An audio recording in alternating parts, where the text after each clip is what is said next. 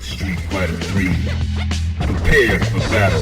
One box could leave you messed up and fractured. Block these uppercuts, they may leave you captured. May the best fighter win and win again. Battle to the top until his life ends. But if his life ends and he starts to decay, may one of his street soldiers avenge things. See you talking to the game, couldn't be talking to me. I got enough to beat and more soldiers to bury. You know it just clicked in and made you realize this game is twice as hard. You see that with your own eyes. You're on the way to choose your type of life, cause you gotta. I tell you from now, which fighter will be the hotter. I don't think you want this one, just practice. Just challenge me when you're ready with your tactics. High punch, the spin kicks, watch your back split. I see you in the air when I make you backflip. Select to make your first pick. 10, 9, 8, 7, 6. Choose and pick the best one. 5, 4, 3, 2, 1. Select to make your first pick. 10, 9, 8, 7, 6. Choose and pick the best one. 5, 4, 3, 2, 1. Select to make your first pick. 10, 9, 8, 7, 6. Choose and pick the best one. 5, 4, 3, 2, 1. Select to make your first pick. 10, 9, 8, 7, 6. Choose and pick the best one. 5, 4, 3, 2, 1. One box could leave you messed up and fractured. Block these uppercuts, they may leave you captured. May the best fighter win and win again. Battle to the top until his life ends. But if his life ends and he starts to decay, may one of his street soldiers avenge things. See you talking to the game, couldn't be talking to me. I got enough to beat and more soldiers to bury. You know it just clicked in and made you realize this game is twice as hard. You see that with your own eyes. You're on the way to choose your type of life, cause you gotta. I tell you from now, which fighter will be the hotter. I don't think you want this one, just practice. Just challenge me when you're ready with your tactics. High punch, the spin kicks, watch your back split. I see you in the air when I make you backflip. Select to make your first pick. Yo, what is up, interwebs? It is the headmaster here at Gaming Academy, GQ Asian Dude. And hey, happy early Christmas wherever you are. Rinston 4893, howdy do. I want to greet you guys a pre-Christmas greeting. Thanks for tuning in here in the cold and very angry Pacific Northwest because the weather is kind of turbulent at the time. But hey, it's all good. It's the holiday spirit, and I'm here to hang out and vibe with y'all. So thanks for joining. Andre, good to see you as well. So what's up, students? Welcome back to another episode of the Gaming Academy. This is, of course, Season 2 class, I believe, number 58 now. And tonight's class is our final session before Christmas. That's right. If it's your first time here, I'm your headmaster, GQ Asian Dude, joined as always by Blazing Ace Nelson and Nick, aka Tragically Elite. We got to get him a shirt that's like in like Matrix font, Tragically Elite or something like that. That'd be fun. Tonight's class is all about intentional gaming, slowing down, looking forward, and understanding not just what we play, but why we play. We'll start things off this week in gaming history, of course, with Memory Card Chronicles, taking a trip back through the last full week of December and revisiting the games and memories that shaped the season. Then we'll hit Quick Bites and Rumor Mill, breaking down the biggest headlines, industry shifts, and whispers making the rounds. And to close things out, the faculty gets festive with our holiday wish list, followed by a legacy question. If you could only keep 3 games for the rest of your life, what would they be? So think about that throughout this episode. So when you get there, put it in the chat. I'd love to know what you guys are thinking. But tonight, finally, we'll wrap tonight's class with a holiday-themed final boss. A reminder that sometimes that most important move isn't grinding harder. It's knowing when to press pause. So class is in session. Grab your notebooks, grab your controllers. Let's get into it and call the faculty in. All right. So with that said, let's call the boys here in blue or black, orange, purple. Nick and Blazing Ace Nelson. Had to get all the colors. Taste the rainbow. Yeah, right.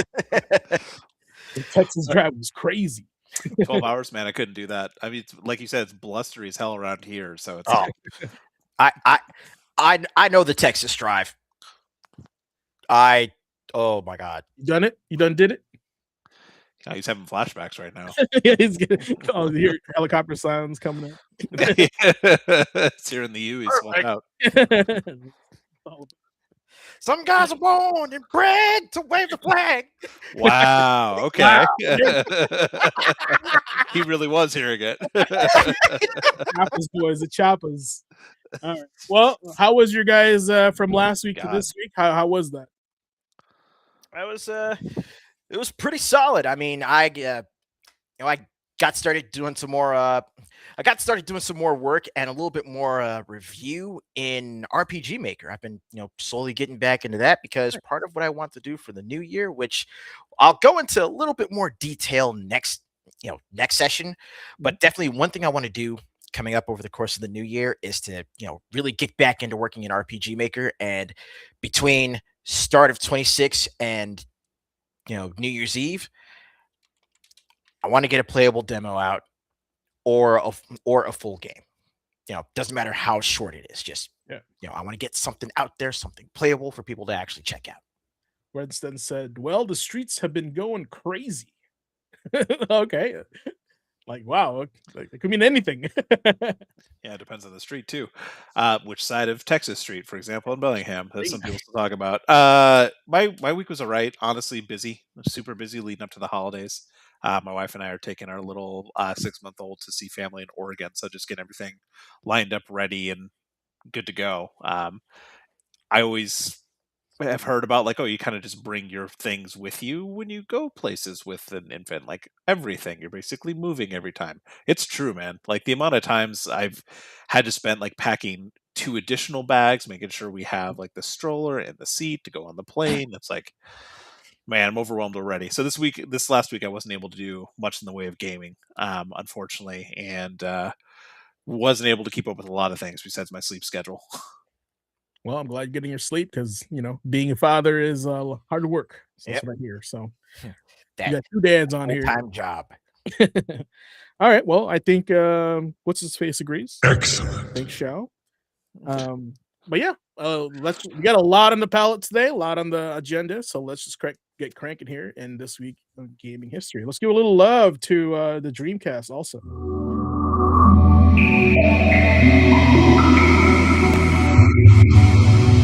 Beautiful. Love that. Oh, it always reminds me of like a watery faucet in a high-end, high-res building. Right? Yeah, I could see that. Every That's what- time I hear that, I think of like 1 a.m. at my buddy's place where I stayed over the night that the Dreamcast came out, and he had it. I didn't. Spent the night at his house. Remember, every time I hear that boot up sound, it's like that's what we were doing at the time. We're just playing nothing but Dreamcast, staying up late when we shouldn't have been, eating God knows what terrible food for us. But every I time would I hear love that, to man, hear. I would love to hear Chat's Dreamcast story because I think for me, I had to like find it in a different town to just even rent it because it was so rare around here. So yeah, man, I didn't have access to one beyond my friends having it until I was much older and working at a retro store. when it was way past that already. Yeah, way past. Well, I mean, when I like really started working at GameStop, like Dreamcast wasn't really in stock. For the no, most I think part. it was a tail end, right? Because the PS2 was like Well, really swallowing when up. I started working there, it was 2004. I want to say 2000. Yeah, 2004, if I remember right. Mhm. It's been a bit. But I remember like still alphabetizing PS1 and 64 games. But just for some reason, I don't remember much in the way of Dreamcast. We probably had a small section there in like one of like the dump bins, but it was like very Oh, few games. Unfortunate. Yeah, no, it was like the PSX was dump bin too. Can you imagine seeing a dump bin full of cannon spikes? Oh my god! Right. Oh my god, that's what I really wish I would have had like the foresight on with a lot of those games. Because when I remember, because that's when I was working at 719, that was Sunset. That was my first store. That was the one I worked at for so long. I remember right when you walk in, I still have just an image in my head. Right when you walk in, immediately to the right, where there's just like pop figures and stuff now. That was where we had the TV setups. So it was 4 TVs, and there was like a PlayStation, a 64, PS2. Like those were the things that were set there. And then underneath was a glass case where we had like the 64 carts, like displayed nicely. Like that was up front and locked. And then all the PS1 games were just in a dump bin in the center. Like this is an afterthought. Terrible. The disrespect now. $80 Right. a disc. Jeez, Mega Man Legends being $300 now. Oh. All right. Well, that just made me a little bit sad, but also happy because we're going to be talking about some retro games here, starting with Get to our it. first game of the night. The Rise of the Triad Dark Mm. War. So, who pulled Look at- this out of the Chronicles? Look at that cover. Right? That looks like a comic strip from like 1967. I mean, aesthetically, when you play the game, it's not that far. This was my choice for the December 21st, this day in gaming history. This memory card chronicle for me was, hey, this DOS game, man, this was a shareware game, actually. Dark War was. If you can see the little Apogee logo on the lower front of that cover art, this was a shareware title. I remember getting the shareware version of this, just the demo. And then I remember getting the floppy disks when we went to the store and actually found a big box. I really wish I would have kept that big box because it was awesome. Dude, But what I remember most about this game was the cover and then God mode. Those are the two things that just stick out in my head. The little hand thing is like it's a first person shooter, so you see your hand do this like animation as you're throwing this like God ball around and killing everyone. But honestly, like back in the day, right when this hit, for me, like I don't get me wrong, I love Duke Nukem and I love Doom back in the day, but the humor in this game really stuck out to me. It had a lot of like silly power ups. It had a drunk missile. Oh, my it, God. it also had a dog mode where you can become an invincible dog and you go down, you turn into a dog and you actually bite enemies. And also, your bark can clear rooms. Your bark could clear rooms. James was looking at the gameplay of it before we started up, and the soundtrack still, man, it just had an aura about it. And the digitized enemies, like still to this day. Oh, that's look. I picked up the Rise of the Triad Ludicrous Edition, and that soundtrack still slaps to this day. Like most people, when they think about first-person shooters and that first stage music that sets the pace, it's E1 M1, right? But It's actually funny, like hearing this again too. Just on that same point, when we booted this up, James said it felt like he was playing Strider or something. Yeah. It's very upbeat. Oh, real talk. Going down the fast way is like hands down one of my favorite opening stage themes in video games. Period. And what's funnier is that back while I was out in Texas, back while I was living in Dallas, I was literally 15 minutes down I want to say the 635 from the composer, Lee Jackson. What were you on that, man? Hit him up. Unfortunately, living with the ex. Oh, yeah, fair enough. Well, long and the short of it is with this one, when I look back on it, it didn't take itself seriously at some points. It just had fun with the content, and I had fun playing it, and it's something that I kind of miss with games nowadays. That's why the Ludicrous Edition was so much fun to pick up. It had that nostalgia, but also it still kind of felt fresh, weirdly, despite the fact, it was a re-release. Ace, I don't know if you can back me up on that or if you had a similar feel, but that and the verticality that was in this, it just kind of stood out to me. And there, like I said, there was just like an aura about this. Oh, and speaking of just seeing this now, there is times when you're shooting enemies, if you do enough damage, they'll get down on their knees and like beg for their life. And if you decide not to kill them, they'll like cackle and then try to shoot you. Like it was different. It just did some different things at a time when, this was 94 on DOS. I just wasn't expecting it. It came out of nowhere. It's 13. Oh my gosh. If someone were to say, hey, this is a John Wick game, I'd be like, oh yeah, I can see it. I wouldn't be surprised. It's pretty neat. That's all I gotta say. I mean, here's the thing, a lot of games strive to be like this now, which is kind of insane if you think about it. Retro. I don't know if you noticed too, like when you're picking up the items, like the little things that it says in the corner, you picked up asbestos armor and it said it's oh so itchy. Like it's just, there we go. There's the God mode, the God hand. and literally, like the only thing you hear is just your character yawning as you're just floating around, casting these balls and just disintegrating everything. It's hilarious. Yeah, man, it was a vibe. That's my memory card. All right, tell me, what was the plot to this game? As somebody has never played it before. Oh man, it's been way too long since I sat down with it. I know that it took place in the near future. It was like a year in the future, kind of thing. Ace, you are part of a top secret task force sent to an island to take out a psychotic cult. That's right. It was the cult. Yeah, too close to home. All right. Well, wow. Okay, that's a lot of game right there. Oh, and Like also I said, man, it was a vibe. mushroom mode and the Excalibat. Oh yeah, the Excalibat. Scalabat, eh? Go So on. you pick this up and you are literally walking around with a glowing green Louisville Slugger, doing high damage with melee attacks, but then for your long range, you are just boom, explosive line drives. And then you charge it up, and then you do a full swing, and it's just a wide arc of baseballs. Rents, Yeah, I don't so know you if you've guys- noticed when you've listened to Ace, but it's always phrasing with Ace. You guys weren't kidding when this game is out of is wild. It's wild. It Oh, really yeah. is. Like I said, it was wild and in a way that it didn't feel forced. So Yeah. Here's a game that doesn't feel forced, and I don't think it's that wild. Arguably the first beat 'em up aside from Streets of Rage on the Sega Genesis, right? Yeah. Yeah, in 1989, December 22nd, Golden Axe released.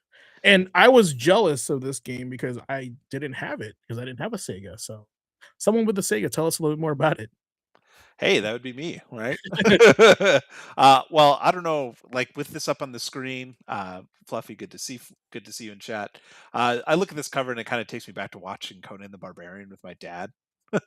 And Nice. playing the arcade version of Golden Axe actually at our local pizza parlor while we waited for our order. Like this was one of the games that we had there. I think it was this, and then a little bit later on they got like a Tekken 3 cab, and I just remember that pizza parlor in particular. I always loved going with my dad and waiting for pizza because I could actually play the arcade games. But I loved this game as a kid. Oh, Was I good? Hold on, pause. Hold on, pause. Ace. This man's name is Axe Battler. Mm-hmm. Is this related to Brian? No.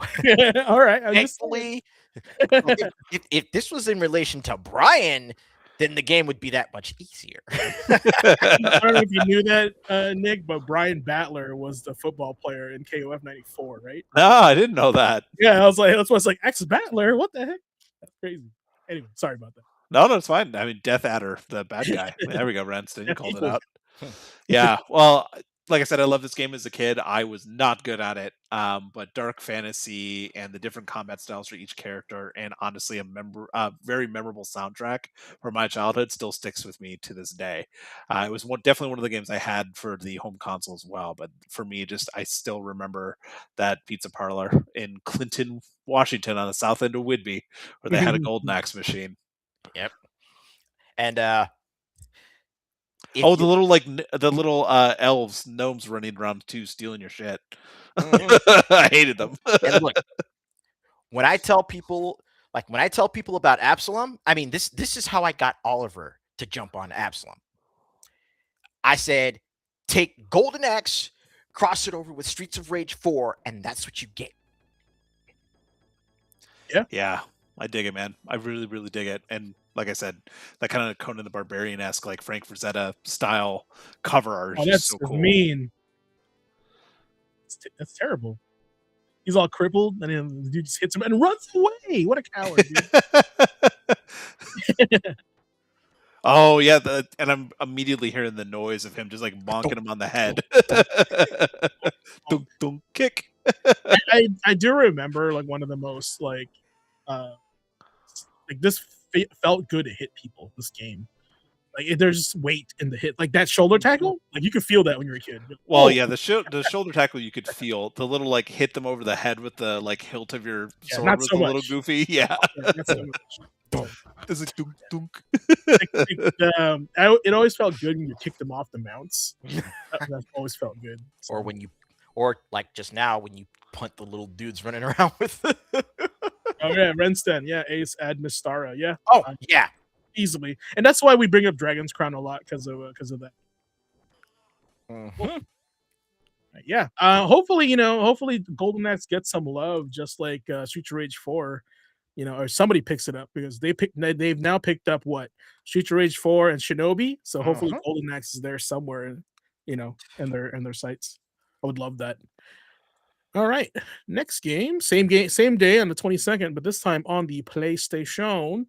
One of the first games I've ever streamed on the internet, Valkyrie Profile from not Square Enix, just Enix. So right, tell us a little bit more about this, Ace.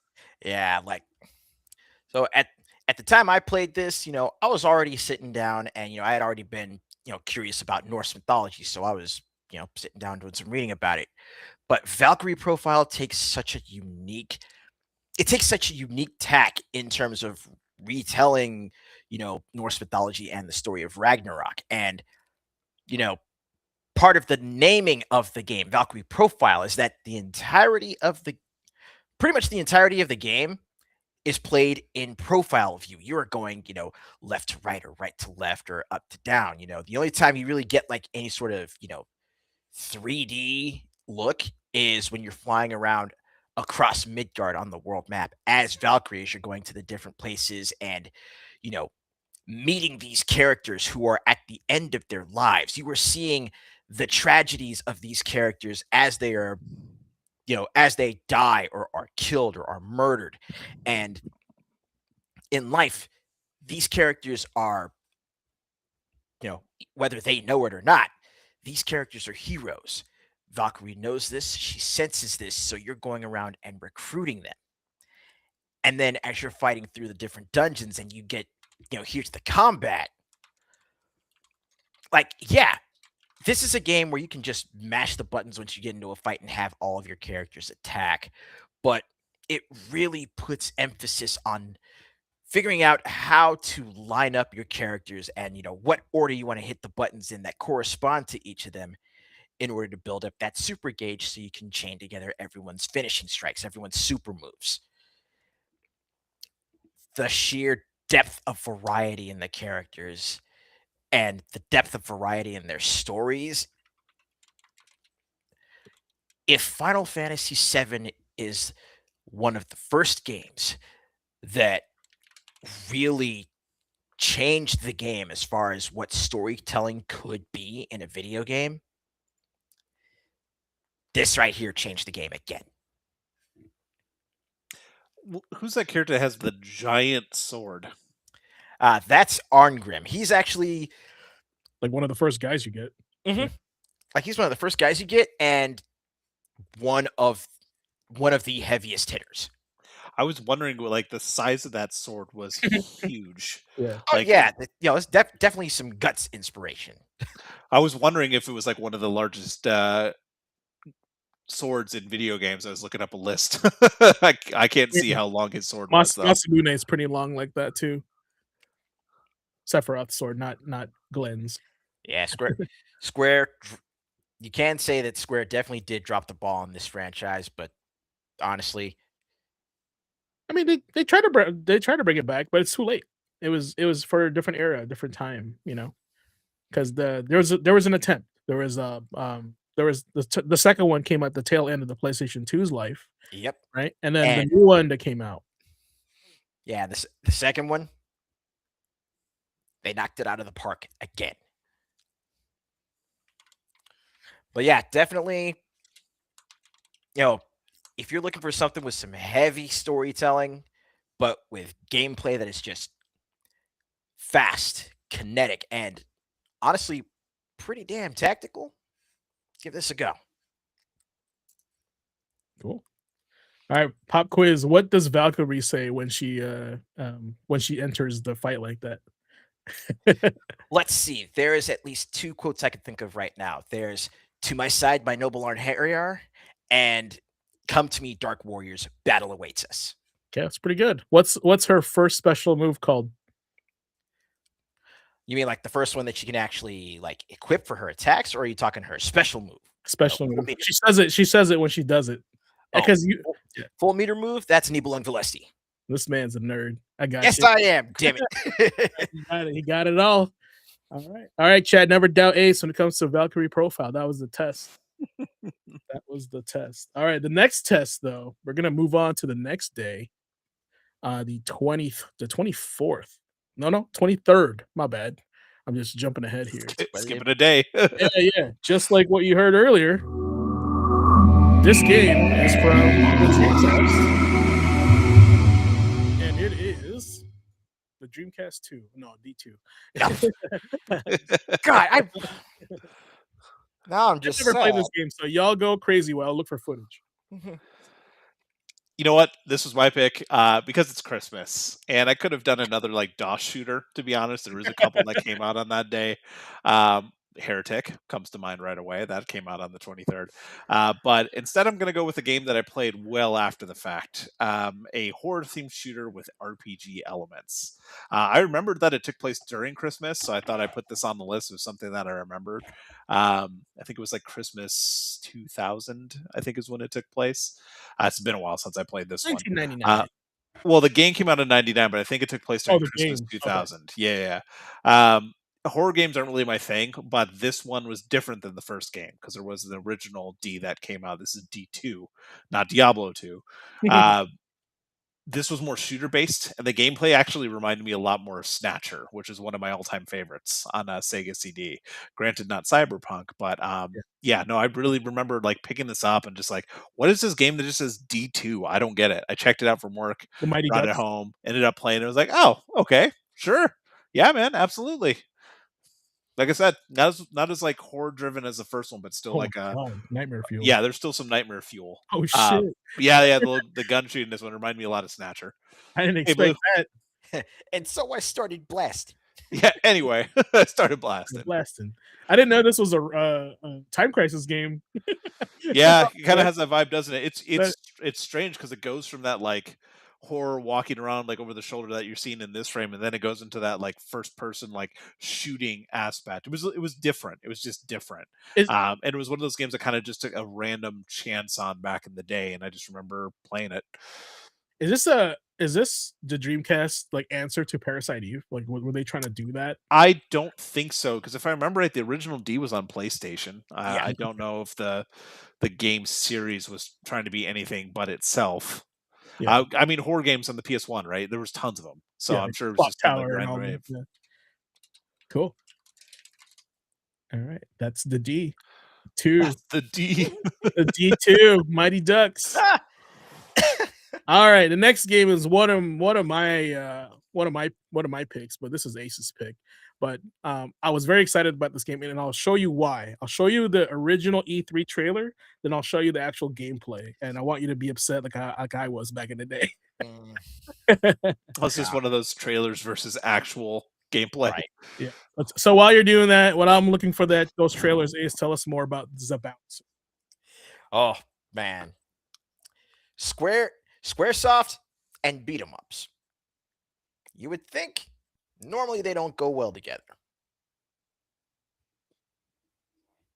For this, well, that kind of didn't go well, but at the same time, for what it was, the Bouncer was honestly pretty special because it was a beat 'em up with RPG elements, but over the course of the game, you played as your three main characters, Sion, Volt, and Co. And one of the big selling points of the game was being able to not only switch between characters, but also the different team up mechanics that you had that were available, either double team attacks or once you fulfilled certain conditions, a full on 3-person assault. And it was just,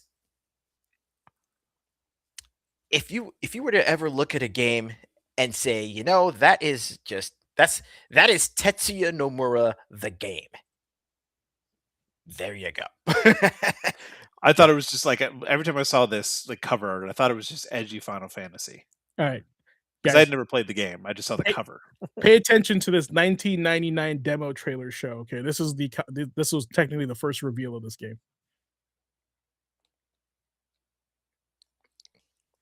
So you got a train that's on fire. It's like high octane. Oh my god, people are jumping off it.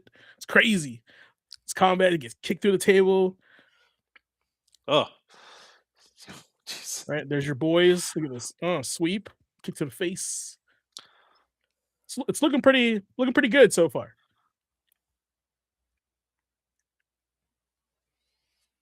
It gives me a vibe of just like Final Fantasy Def Jam. Yeah. It just has that kind of like Def Jammy, like Vendetta, like animation style. You are not too far off. So this part right here, I think this is what sold me the game. So they're fighting on this like deck. He gets kicked off and falls to the second floor. He throws a table right there. Like it's like pretty dynamic. Like I'm like, whoa, this is pretty cool. Like there's a lot of action going on. There's that Matrix thing that was a big thing at the time, right? So keep talking about this. I'll grab you what the actual gameplay looks like. Right, but the funny thing about this is that this is also one of those games that really encourage multiple playthroughs because as you play through the game multiple times, you unlocked more characters for the versus mode, and that includes all the different enemies and even the bosses. And it was for a game that was technically what basically wound up being a PS2 tech demo. Yep, basically. It was it it was a pretty damn substantive tech demo. Like it was rich in content. I agree with you on that. I think it was the tech demo for Guys. Or like it was like supposedly like a new Guys game, but I think that's what it felt like. But from that, from the foundation of the bouncer, that's basically how we got not only Final Fantasy X and Final Fantasy X, 10-2, Dirge of Cerberus, but also Kingdom Hearts. And also Dog Street. That's isn't that the club name? Dog Street. Or the club was on Dog Street, but it was like Final Heaven or something like that. Yeah. It was all Final Fantasy related. So I mean, hell, even like the logo on the back of Volt's jacket is literally like an anti-Cactuar symbol. No Cactuars here allowed. All right, so I'm gonna fast forward this a little bit to when the fighting starts, and look at this pure energy of fighting. So, if I was just so like, what am I playing in comparison to what I saw? Right? And so I think that's what really got me disappointed about this game. Like, I was excited for it, but like, don't feed me that stuff and give me this. Right? Come on now. It was a lot slower and again a lot less dynamic compared to what they had showed in the trailers. I mean, there's definitely physics in the game, but that's not what sold me. I wanted guys flying across a room, breaking stuff, So, and this is exactly why I keep saying, if there is a game that needs to be remade, oh boy, that right there. Man, first thing I feel right now is when you two were just talking about like what was promised or what was potential and what we got, and then watch that like little mini arena that he got into that he fought in. You know what it immediately reminded me of? Jet Li Rise to Honor. Same exact thing, where it's just like this could have been so cool, and it's just like a series of like hallways leading to little mini arenas where you're just fighting in this arena. It's in a multi-directional kind of thing. And it's like it could have been so cool, especially just kind of with the benefit of hindsight when I'm looking at things like Sleeping Dogs and the combat system that was in that, like what I could have had with Rise to Honor, because that was one that I put in. I was just like, oh, what is this?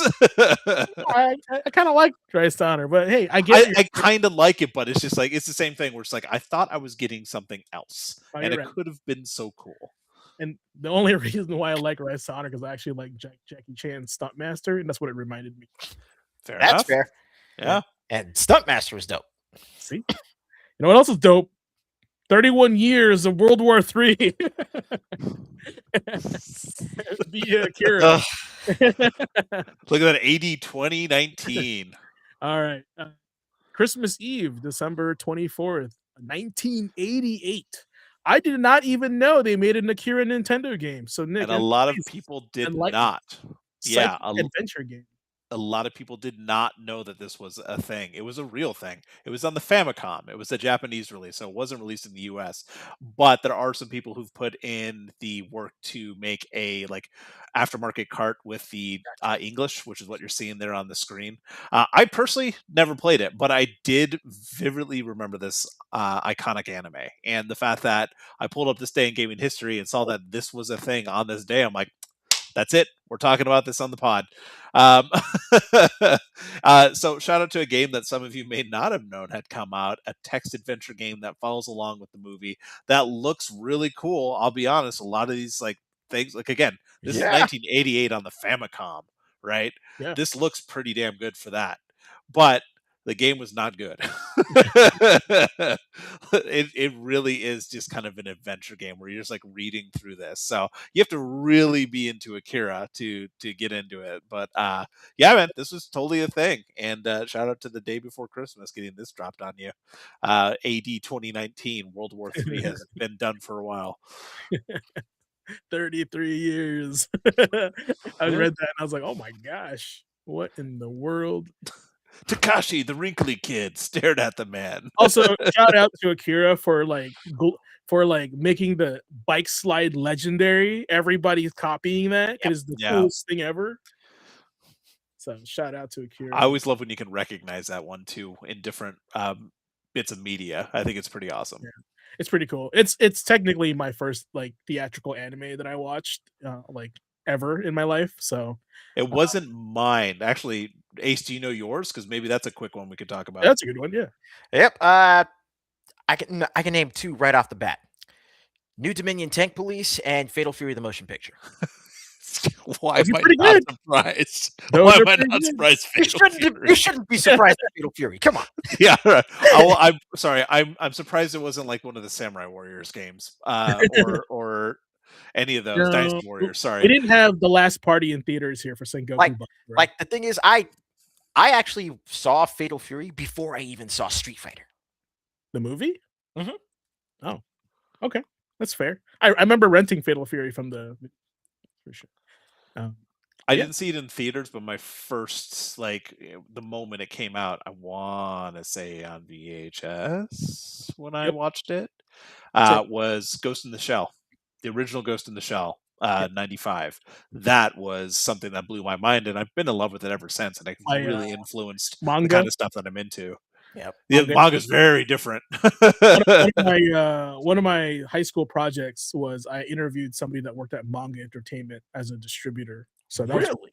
yeah, that was really Nice. cool. This was like in 1999. It was super cool. Wow, that is really cool. The more you know. Speaking of the more you know, Christmas Day. It's weird to think like, oh man, look at the games that come out on Christmas Day. You don't really see that anymore. It comes out around Christmas Day, all like the build up to the holidays. Us having worked in video game stores, we know about the setup. We get to see the game release schedule a little bit ahead of time. And you're just like, okay, here's where it's going to pop off. You know, it's like November, December before Christmas. You want to give people enough time to add to their Christmas lists. This was Christmas Day in 2003 in Japan, Otogi 2. So this is one that I didn't play personally, but when I saw this, I knew I had to talk about it because I watched a roommate play the original one and this one back in college. When I went to my first year, the guys on the floor above me had a PS2, and that's where one of the other games that I think I'm talking about the next day. I would just watch them play because I didn't have a PlayStation 2. And this was one that really stuck out to me because I'm really not good at these games. Like, big surprise, it's a FromSoft game. I'm not good at it, and I don't generally do well at them. But I love the style of this, having to do with like Japanese mythology as well. It's just one of those series that I really think could benefit from a remaster. But honestly, with where the industry is for FromSoft, you know, they're on that just tear with the games that they're making right now. And honestly, Onimusha's back out finally after all this time is coming out this next year, I think. It may just be lost to the memories of those who played or watched. But I just remember this one kind of standing out at a very specific time in my life of just one that I never personally played, but I watched someone play through all the way. Super impressed later on too, because the later game gets pretty hectic. So does it play like a Souls game? No, to me it was more like hack and slashy, like you're seeing there. It doesn't play as much. It reminded me more of like pattern recognition, not quite like Onimusha or Devil May Cry. Is Yeah. a little more on rails and a little tougher. Kind of reminded me more of like the wrong way to say it, but like more like a long form Ninja Gaiden. It didn't feel like arenas as much as you're going through the levels. Ace, this guy your name written all over it, brother. I don't know why you haven't played this yet. Because I didn't have an Xbox. Well, Well, we just found out, like leading up to this, it is backwards compatible on the Series X. Like if you put it into, you put the disc in and play this one Oh, and word? two. Yeah, yeah, this looks like a game that All they right. should play. yeah. Honestly, Ace, I think you dig it. It's one of those ones. Like I said, I'm not good at it, but I just remember vividly watching my friends play this back in the day, and it's just Oh like, no, man, it let's put this up. definitely looks like one that I would totally dig. And like I said, it's steeped in Japanese mythology, so a lot of other games at the time weren't really like focused on that. So it was really cool to see. My version of this was Bujingai. Y'all remember seeing that? Oh yeah, That atrocity. So uh, yeah, awesome, man. Yeah, that hopefully like that this gets a collection or something. Like that'd be kind of fun. yeah. Oh, I mean, Yeah. it's we'll see. We'll see if they ever do something like that. I'm assuming by this point, like it's done I and just see it, dusted, right? I just see it now. We got a Togi collection before Bloodborne 2. That's exactly Oh, good lord. yeah. Speaking of Or remaster, we're gonna get Otogi 3 before we get Half-Life 3. yeah, Mm. exactly. Speaking of remastered, this one here, when this this image came out, when this was announced, I thought this was like one of the most beautiful images I've ever seen. It's Just great. it's like photorealistic. This was before I don't know, man. Like it's just shocking. Like we were so ahead of its time. Like you can also hear and feel this image if you played the game. Yeah. Yeah. So with that said, Nick, go ahead and tell us a little bit more about that. No, I'm glad you said something about just like hearing something when you see this image. I have mentioned it multiple times in this pod before, but I didn't play 10-10-2 when it came out. I watched a friend play 10 and I got so invested in the story. Like after we go to the meal hall, we grab dinner, get our homework done, they'd play. I just go up and watch them. Like that was my night. I just for some reason got pulled into it because I didn't play Final Fantasy back in the day. I just didn't. I didn't have access to it. I didn't have a console that had it. It didn't really speak to me. I wasn't into RPGs. I was into RTSs on the PC, right? Right. So this was one where I got so invested in the story. Eventually, I had to go get a PS2 and buy 10-2 when it came out, or after the fact, I bought it, and obviously was shocked that it was not the same game. It was very different, a different vibe. But I had to play because I wanted to get the ending to that story. It was like one of the first like video game stories like that I got really pulled into for something that's not normally my thing. Like it was just something out of left field for me and it just for some reason resonated. I like the way it was written. I like the music and the visuals, the animation in 10 is still amazing, like you were talking about, like it felt photorealistic with some of those ones, and that's why I got pulled in. I hadn't really seen anything like it at the time.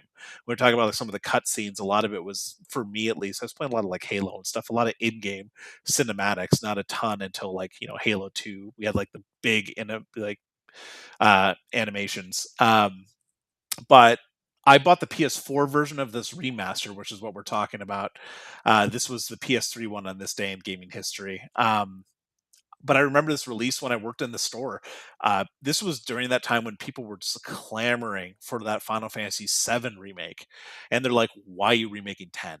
It's like the normies play 10. Like if you're a Final Fantasy fan, you want Final Fantasy VII. Why are we getting 10 again? We just played this recently. Like why do we need 10 back? We want 7. We want 8. We want 9. We want 6. Why are you giving us 10 in Simple HD on the simple PS3? answer. Simple answer. It's a fundraiser game. What did it raise the funds normies- for? What did it raise funds for? Because 11. I mean, well, 11 by that point was the already normies done played and dusted, though, right? because The this was the normies played PS3 it. release. You get the normie money, put the normie money towards the remake for So the thing is, as well, at the same time, remember the big thing about the PS3 was it didn't feel like it had a lot of JRPGs. PS1 and PS2 had our JRPGs in spades. JRPGs moved over to the 360 side of things. That's where you went to get your JRPG fix. So Yep. it felt like they needed to put something out that was popular. Anyway, long story short, I felt like when I was working in the store, that was the thing they were talking about when this came out, was just like, why pick 10? 10 is not the most popular one. Again, we can look at numbers and everything that might tell a different story, but this is just what I remember hearing at the time when it came out. I felt it was like kind of like a split opinion in the store when people saw that this one came out. Like I said, it's the one that I played and I enjoyed it. I bought the PS4 version, like I said, and I've played through it. It's still awesome, but it's just one of those things. I kind of look back on it when this release, I just remember that kind of conversation working in the store. 10 was also the first voice acted Final Fantasy, so I can see why people would love it because there's voices now in the game. So And I mean, this was before we got a like massive, industry push towards remasters and remakes like around every corner, right? Like this was a little bit early for that. So that's why I'm saying like it to me it felt like it was a kind of a quick turnaround to get this collection out. It just makes me like you said, it could have been raising funds, but for what in the Yep. PS3 era? plus you get value. You get 10 and 10 too. I think that's a good way to do that. So And for the most part, when you talk about like Final Fantasy X, there's a lot of people that really like it. It's not like maybe you're choosing the safe option. That's what they went with. yeah. No, it's true. I mean, like like it got Nick to play Final Fantasy. That multiply that, extrapolate that to like millions of people across the world, right? So if 7 didn't get you to play Final Fantasy, if 8 and 9 didn't get you to play, and 10 did, then they got to look at that and say, "Wow, this is where it is." Yeah, and it's one of those things. Like honestly, now that you mention it too, Ace, when you think back on it, think about the amount of resources it would take to update or remaster those original PlayStation One Yeah, it'd be a new games. game, basically. Yeah. Basically, Oh maybe man, I I would just love it. answered my own question. Well, no, someone also in our Discord, someone did mention how it's hard to bring back older games too. So that's a good read if you join our Discord. Watch it. I think Jacob's posted it. So fantastic. Well, thanks, guys. Excellent. Level up. I'm motivated. Now I'm Pressing motivated. all the buttons because we're moving over Just to our face rolling across yeah. that. we're moving to our next segment. Quick bites. Let's go. This is Mr. Nick's segment over here. Tell us a little bit more about it. Quick bites and rumor mill? Yeah, I'm happy to talk about it, man. It's the Gaming Academy's rapid fire roundup of the biggest stories, updates, and whispers in the gaming world from this last week. If you didn't hear the news, co-founder of Respawn Entertainment and head of the Battlefield franchise, Vince Zampella, has passed away. He was 55 years old. This was something that popped up in our Discord really quick at the moment it broke. A couple people had posted about it. I was going to post about it again. Jagos got there first. Going from testing unreleased games and answering phones to working at companies like Atari, Panasonic, and Sega Soft, Vince was at the helm for a number of amazing titles in gaming history, most notably the Call of Duty franchise, including the peak that was Call of Duty 4 Modern Warfare. We've talked about that a few times. But with his passing, let's not forget his leadership behind titles like Medal of Honor, Allied Assault, the founding of Infinity Ward, then Respawn Entertainment. Titles like Titanfall 1 and Titanfall 2, Apex Legends, Star Wars Jedi Fallen Order, and Jedi Survivor. And in 2021, he was put in charge of the Battlefield franchise. So this is something that happened this last day or two, if I remember right. It's been a blur on my end, but just kind of a shock. Super young for this person to pass. Died in a car crash, unfortunately. Some notable names in the industry have posted online about the loss, highlighting the impact that he's made on their lives, including Jeff Keighley and Hideo Kojima as well. So it's just kind of crazy to see. Did you guys see the news break on this one? Yeah, and actually, there's another kind of keystone moment that Vince Zampella was a part of. The current creative director at Digital Extremes, the current creative director for Warframe, the thing that got her hired was her thesis on Vince Zampella. Pretty crazy. So And it's that a was big the deal. thing. Yeah, very big deal. And that's what I was mentioning about Kojima as well. Kojima had posted that when he was a member of the Fallout after Metal Gear leaving Konami, he was kind of rudderless, didn't know what to do, and mentioned in his I think it was his Blue Sky post, or might have been his X post, just mentioning how Vince was the one who kind of sat him down and talked to him, because remember there was that pretty notorious falling out where Vince left. The Call of Duty franchise and had to go over and left Infinity Ward and then founding, Respawn what to do with their lives. So it's kind of crazy just to see that this had happened. And honestly, when you see someone like this pass in the industry, you kind of look at their body of work and realize what kind of impact they've had. That's been a recurring theme on this podcast, was us talking about, how games have affected us and our lives and what our memories we have of them, and the good times, the bad times, what got us through, the strength we pull from it. He had a lot of impact in this industry. So I just want to take that moment during Quick Bites to talk about it. Shout out to someone who I've played a lot of their games. I'm really excited for the next Jedi game to see what's going to happen with that, but it'll be a little bittersweet when you boot it up the first time. Moving on to some other news, IO Interactive has released a statement today announcing that 007 First Light is being delayed 2 months to the 27th of May. The team mentioned that the game is fully playable from beginning to end, but discussed needing more time to polish and refine the experience. Speaking of playable from beginning to end, fans of Star Citizen got some good news.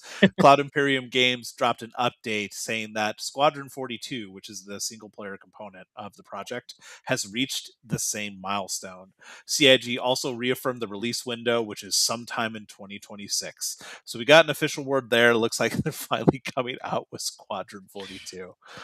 About bloody time.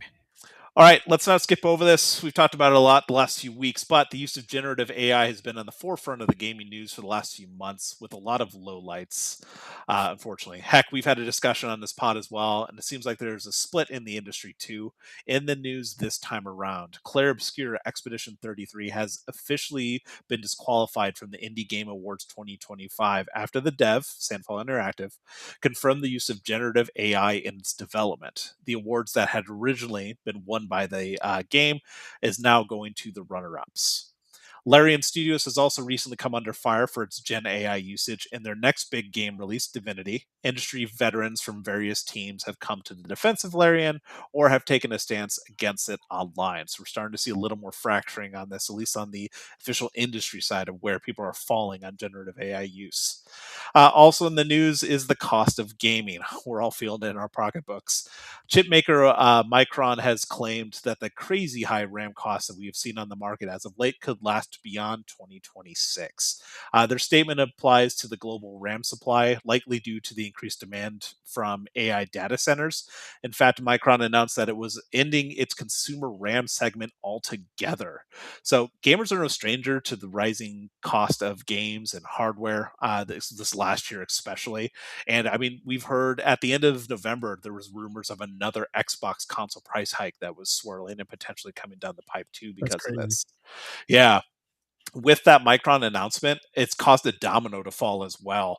Samsung has doubled the price of DRAM that it makes for a variety of brands. That includes G.Skill and Corsair. I have some Corsair RAM myself. I saw this at Best Buy. Like they've jumped from $90 for a pack of 16 gigs to $300 for a pack of 16 gigs, and in a very short amount of time.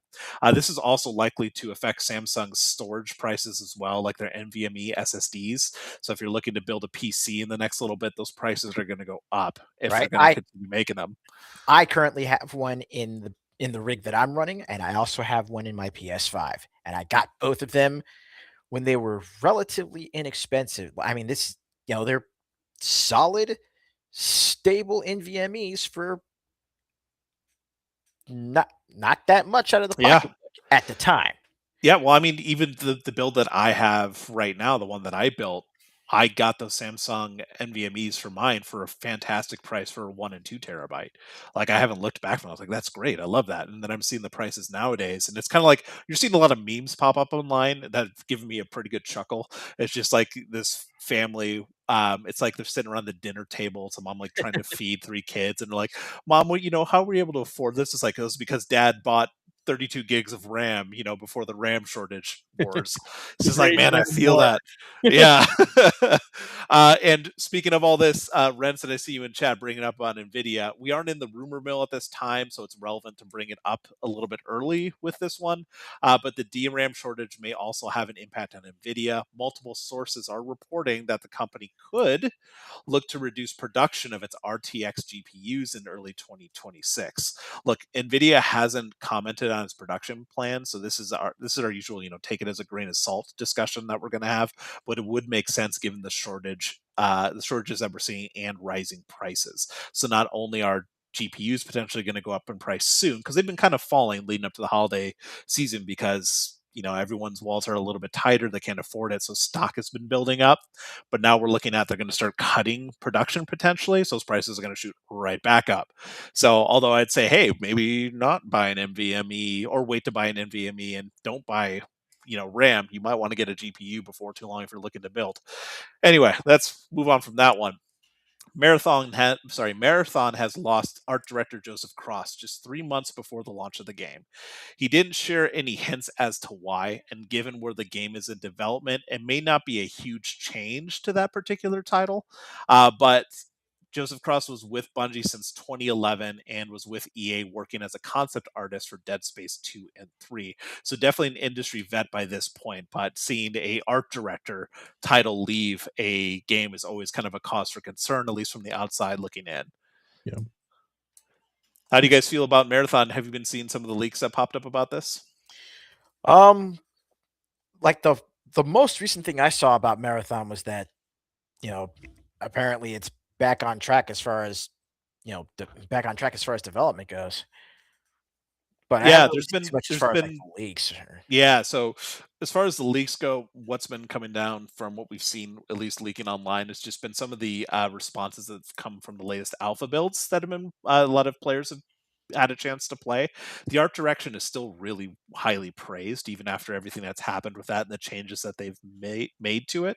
And the gunplay rather, is still getting like super highlighted by everyone. Which if you've played Destiny at all, is going to be the good thing about this. The gunplay was never going to be in question. So it's good to hear that at least those kind of like feedbacks that they're getting has been like the gameplay's awesome, the art direction's good. It's just what is that content going to be when it comes out, right? And then what is it going to be for people? So I'm sure there'll be a market for it. We'll just see what it ends up doing and end up offering. People were talking the same thing about Arc Raiders. Was it really going to be a thing? And then, man, look at it, right? All right, this bit of news was posted on our Discord, which shout out to those community members for posting this stuff. Be sure to join our Discord and share your news, your memories, your memes, and more. We love seeing it. I appreciate it. According to reports from Circana Senior Director Matt Piscatella, video game hardware sales are down to almost the lowest total in November they have ever been since 1995. 1.6 million units this year versus 1.4 million in 1995, which, let's remind everyone here, was the era of SNES, Genesis, and the PSX. Also, what Piscatella shared was the monthly hardware spending, which was a 27% drop from November of last year, marking a 20-year low. The biggest loss, Xbox. The U.S. Xbox console sales fell 70% year over year, which is due to a wide variety of factors, not to mention the current state of just supply, demand, and what's happening with tariffs. But since we're at the end of the year, let's talk about that, get to know like what's happening year over year with the industry. Piscatella did drop a little bit of information as well. Let's have a little fun game with that. Can you guys name some of the best-selling games of the year? Let's try for top 5. What are some games you think hit that top 5 mark this year? Yep, this year to date. Oh, man. So keep in mind with this is going to be the list that he offered up with the report was the top 20 games in the US in physical and full game digital from the eShop, PlayStation, Xbox, and PC. This year, what came out this year? Expedition 33. That's definitely one of them. It is a game. I would say Night Rain. Okay. Maybe. So Night Rain ended up as rank 13. Okay. Last month it was rank 11, but at least through this month through November. So this is going to be from January through November. It's at 13. Night Rain is. Okay. Keep in mind, this is the full year. So something like Expedition, when it released, where did it land in the release schedule? How many platforms it was on? Thinking pure numbers, which is a little bit of a hint because the big ones you kind of think of something like Call of Duty, but we found out, or they found out the hard way, Black Ops 6 is not done as well as they hoped it would. No, definitely not that. Yeah. And like as far as like top selling games, the first two that come to mind are Expedition 33, and Silksong. Cool. Silksong, yeah, that's a good one. Some good guesses in the chat as well. Silksong also What from about Blue. what about Kingdom Come 2? Kingdom Come Deliverance 2 was 14. 13 and Wow. 14? Yeah. Wow, I guess that really close. Yeah, right in the middle. Okay. Couple surprises before I get to the top 5. Rank 17, Forza Horizon 5. So keep in mind that was released on PlayStation this year, and it started topping the PlayStation charts. So that's kind of a big one. Helldivers 2 was 19. That Oh. sold really well. Just above It came it, out this year? in terms of releases, man, yeah, that's just in terms of sales. Keep in mind this is Oh. not new releases. This is Oh, I top see. sales for sales, top 20 games in terms of sales, physical and digital. So again, since its release. no, this is since the beginning of the year. So Okay, it's just for the this year. Sorry, So it doesn't matter if it came out no, this year. it just doesn't. sales. It doesn't. Okay. If it did come out this year and it's in the top 20, that's got to be gangbusters, That's right? It's impressive. got to be Yeah, impressive. yeah. Well, So Well, then if that's the case, I'd probably, as far as just like top 20 game sales, I wouldn't be surprised if Minecraft was still up there. Minecraft is 16. Oh, 16. going backwards. 16. Huh. What about Fortnite? I don't see Fortnite on this list. I mean, Fortnite in terms of like game sales is it free to play, and then it's microtransactions, right? Yeah. Yeah. Again, couple surprises. I mentioned Helldivers. Right above Helldivers at 18 is Split Fiction. So Split Fiction did really well this year. Okay. Great game. We do have Kingdom Come at 14, Elden Ring at 13. Some ones that you will not be surprised every time we have to talk about like actual sales. Keep in mind, it may be not a game that you play, or maybe you can lament that it's the same game year after year, but it sells. MLB The Show 25 was 12. EA Sports FC 26 was 11. Call of Duty Black Ops 6 was 8, and then Call of Duty's Black Ops 7 was 7 on this list. Nice. So 6 is still selling almost as well. Number 10, Ghost of Yotei, is already up to 10 on the list. So that was really cool to see. A little further up, you have, Madden at 6, EA College Sports 26 at 5. Number 4 is Borderlands 4. Number 3, Monster Hunter Wilds. Number 2, NBA 2K26. So that jumped right up to the top. And then the number 1, we talked about it a few weeks ago, is Battlefield 6. I was going to say a basketball game had to be up there. Or, yeah, a basketball game for sure. That's cool. Yeah. So, year-to-date chart, kind of cool to see. Getting to the end of the year, just wondering, what sold well, but good to see that Wilds is still crazy. up there. Yeah, Wilds is still doing really well. I mean, it sold a lot, which is not. He had a good head start, that's for sure. You two were talking about how you're looking forward to getting back into the game, weren't you? I mean, Ace still playing it. Every time I see my PlayStation, he's playing. Oh yeah, Wilds. I'm thinking about getting back into it. But yeah, I've already been getting back into it with the most recent title update, and yeah, that new monster fight that they added for Gogmazios, it's definitely one that's really beefed up the end game, and that's something that Wilds has been needing. Get beefed. Get beefed. All right, grain of salt time, everyone. Again, these are just rumors. We're going into the rumor mill. I have a couple for you this week. Always take these as a grain of salt. It's just kind of fun stuff to talk about, see what's kind of being whispered about in the corners of the internet.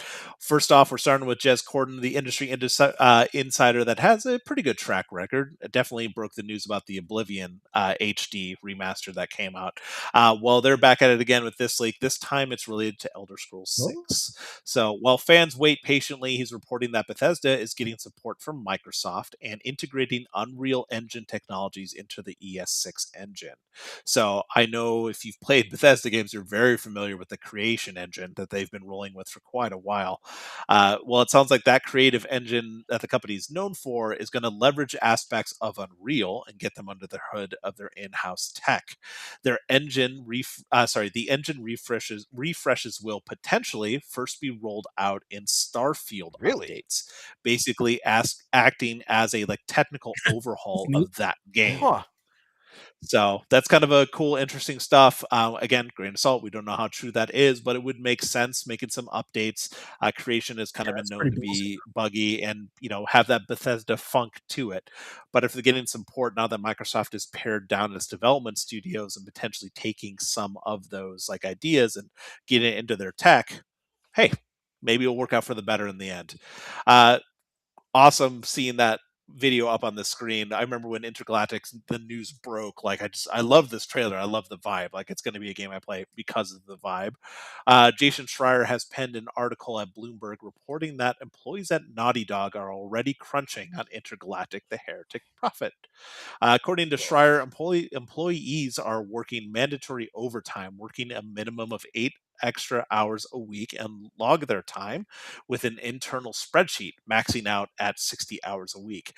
While crunch and overtime have been a discussion before, and some teams have started to stop requiring it, kind of like pushing back on that to improve the mental state of everyone that works for them. This comes for a game that is still aiming for a 2027 launch. So as Jason reports, quote, if they're crunching now, what will the next year be like? Almost So afraid about that. crunching already. It sounds like that's crunching for potentially a demo, a playable internal demo.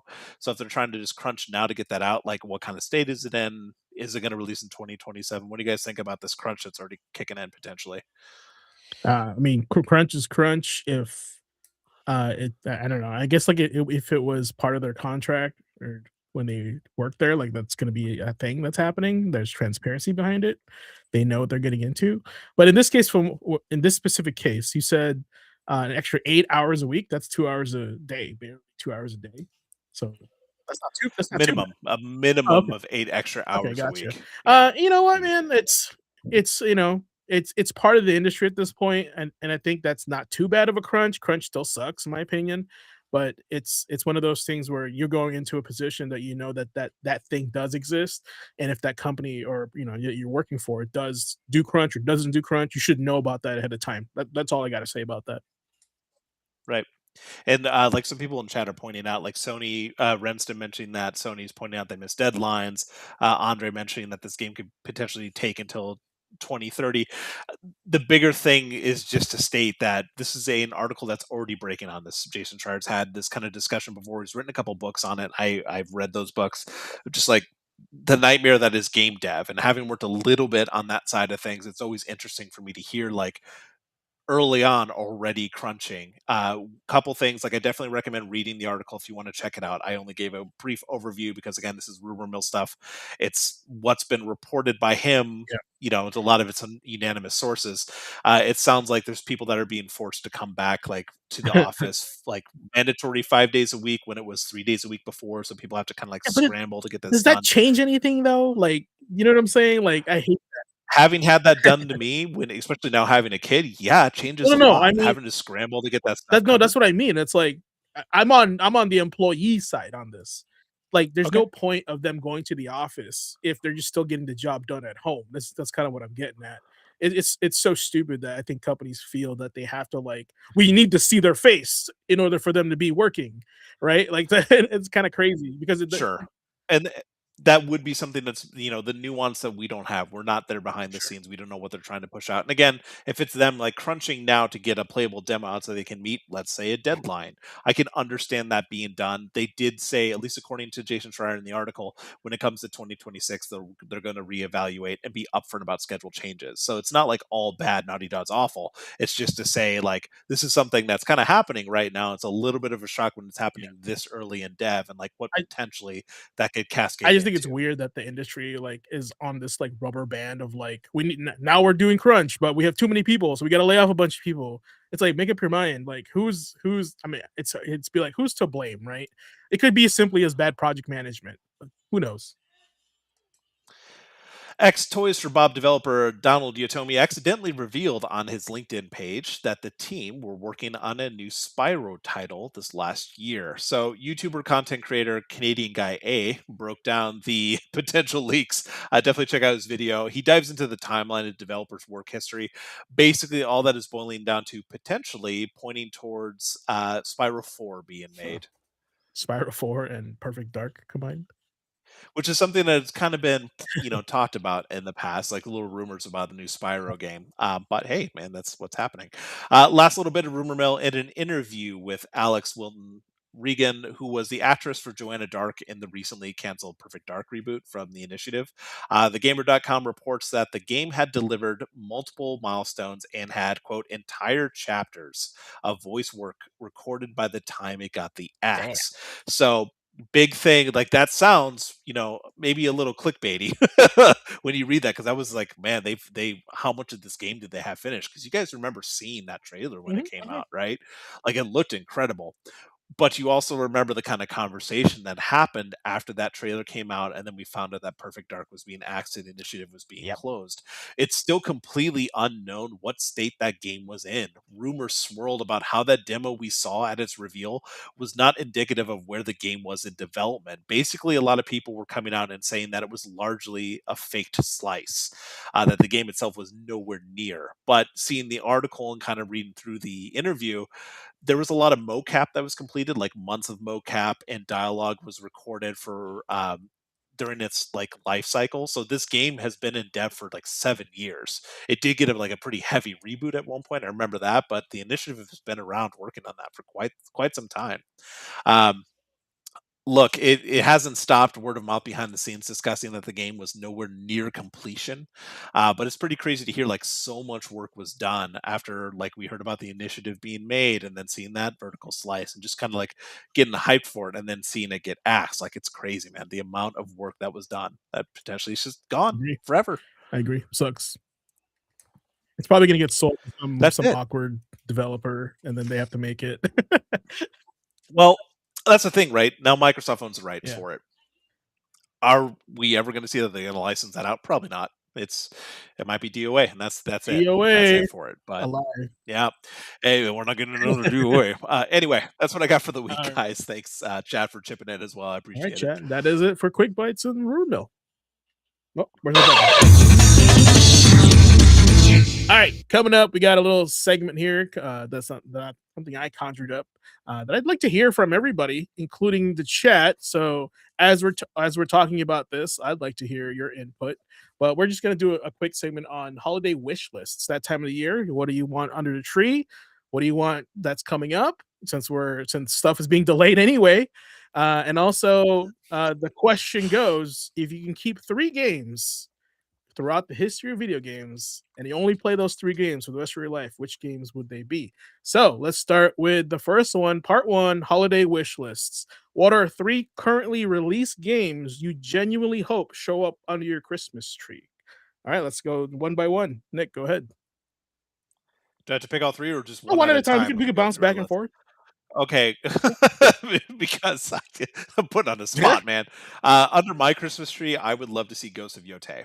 I couldn't afford to buy it. I can't afford to buy it. I loved Tsushima, and I was at a point where I had to replace a TV that wasn't working anymore. So I have a newer TV, which is awesome. Had to save up for it. I have to make some magic happen to get it. I had some help for my Christmas gift, but being able to play that game on a newer TV would be fantastic. Like I said, I love the first one. I really want to play this one, and I love Samurai Champloo, so I just want to play that Champloo mode.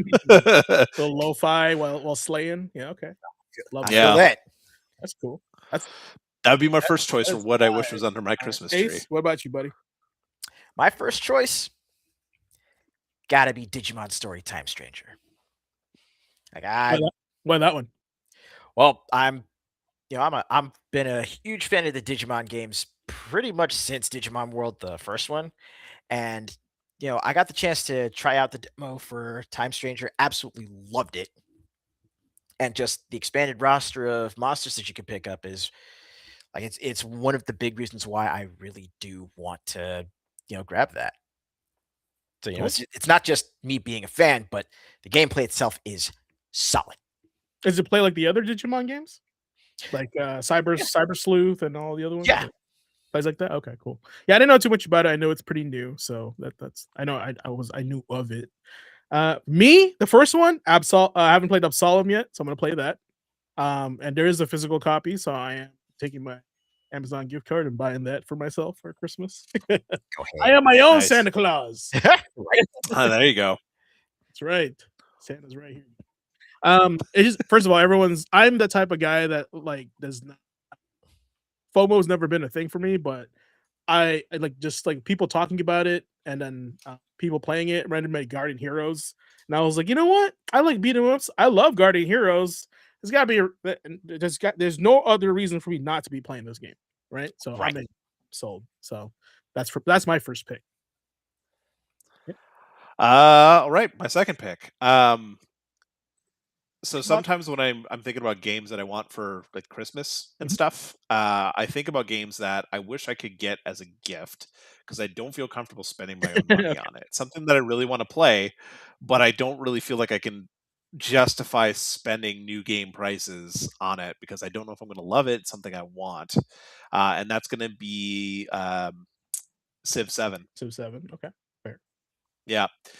Huge fan of Civ 6 and the older Civ games. I really like the graphical overhaul with 7. James, you and I were talking about like, hey man, I can't wait for this game to come out. The game comes out and it's a big letdown. there's still a lot of issues and they're still Oh, trying really? to get through it. So for me, Sad. it's like I can't justify getting it in its current shape for a brand new game price. So I would love to play it still because I'm just such a fan of those games, like 4X games. I love Civ. Like I would love to get that under my Christmas tree, but it's kind of for a reason that I don't feel comfortable spending the full price. Like for Axis, all those games. If anyone from that team, the Civ team, is listening, I would love that game. Chat is Die Hard Arcade I just a can't Christmas afford it. game? What's Is that? Die Hard Arcade a Christmas game, chat? I mean, Die Hard is. What about the game? What's this? Oh yeah, it's the loading screen. I remember this. All right, hey, so what's your next item on the tree? Next item I would love to get my hands on, like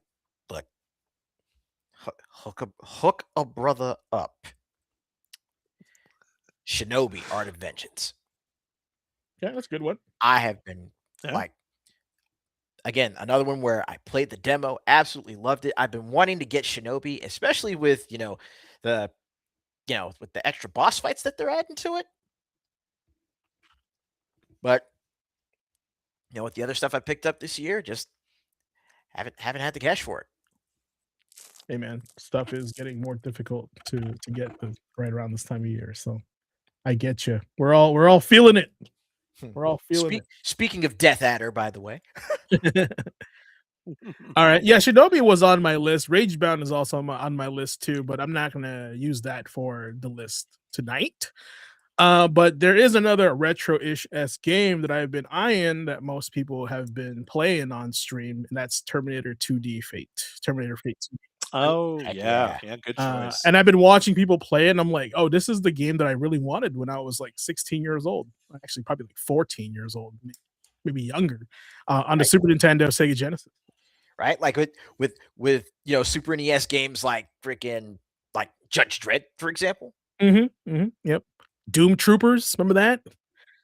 Oh yeah, that was pretty cool. It was made by Playmates, which is really interesting at the time if you think about it, because they made toys. So yeah, that was pretty fun. But yeah, Terminator, is it Terminator 2D no fate, right? Yeah. I think it's called. There's a specific, me, I love my collector's edition, so I gotta show you guys. There's Terminator 2D no fate collectors. Now, my parents don't buy me anything because I'm old, but they are pretty giving. They love giving gift cards because that's what they give when they can. But I did see this. I didn't even know this was a thing until it was a thing. So let me see if I can share this tab with you guys. This is pretty sweet. Look at this thing, bro. So you get the cool lithograph steelbook, of course. Nick would love it. Wow. Art book. You get this cool coin that's like embossed with like the T800 on there. And I believe the box is supposedly the box that contains Skynet. Right? Like that's dude, like drive, awesome. The drive that they take out of Skynet. I think that's what it's supposed to be. So it's pretty cool. Like, it's not on my mandatory. I gotta buy this because I'm saving that up for Phantom Blade Zero. But I got some time for that one. But this is one of the ones I wanted under. Was that number two? That was number two. Well, that was number 2. Last one for Man. that's for the wish list. I'm still thinking in terms of like games I'd like to play. Man, there's so many like collector's editions from like limited run and stuff I'd absolutely love, but I'm not going to go down that rabbit hole. Honestly, a game again, I can't afford to go outside my comfort zone with a lot of games. I don't get the chance to buy a lot. I honestly haven't been able to play through it. I would love to play it under my Christmas tree. I'd like to get Expedition 33. Okay, yeah, that's fair. I know it'd be up my alley, and seeing everything about it, watching gameplay, and seeing obviously the awards a lot of people are talking about it. You get to see a lot more stuff on your feed about it. Like I'm very interested in playing it. I just can't afford to just drop money and go pick it up. But that's definitely one I'd like to play. I'd really like to check that out. So having it under my Christmas tree would be a great choice. Cool. Like, and then I think Amazon has like the Mirror Edition, and GameStop occasionally has the Lumiere Edition, which is like their exclusive version of the release. Steelbook, as always, extra DLC, stuff like that. Oh, don't tell me it has a steelbook. I don't. Yeah. So Under my Christmas tree, I had like Expedition 33 with the steelbook. how about you, Ace? So for my third one now, I was actually, taking a little bit of time to, look back through everything that came out this year, and I'm like, man, there's a good number of games that came out, a good few that I missed. For my third one, and this shouldn't come as any surprise, but this would also mean I would need to get a Switch 2 for it, which still tough to justify it. But I would like to get my hands on Hyrule Warriors 2: Age of Imprisonment. Does that change anything on the? Is that a sequel or just like expansion? That's the sequel. Full on sequel. Mhm.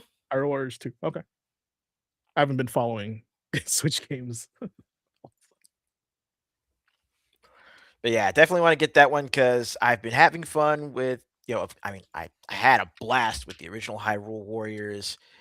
Age of Calamity is still a solid title, even on the original Switch. But with a lot of the stuff that I've seen, as far as just like what was added to the game in addition to it being a sequel, I definitely want to get my hands on, or I would like to get my hands on at some point, Age of Imprisonment. But barring that, Pirate Yakuza. Well, hey, if you ever want to borrow my copy, you certainly can. You got it physical? Yeah. I buy every Yakuza game physical. Just had to make sure. Yeah, no, I got the Japanese version. I had a friend go to Japan and get the Japanese version of Ishin before it came to the US. We'll talk.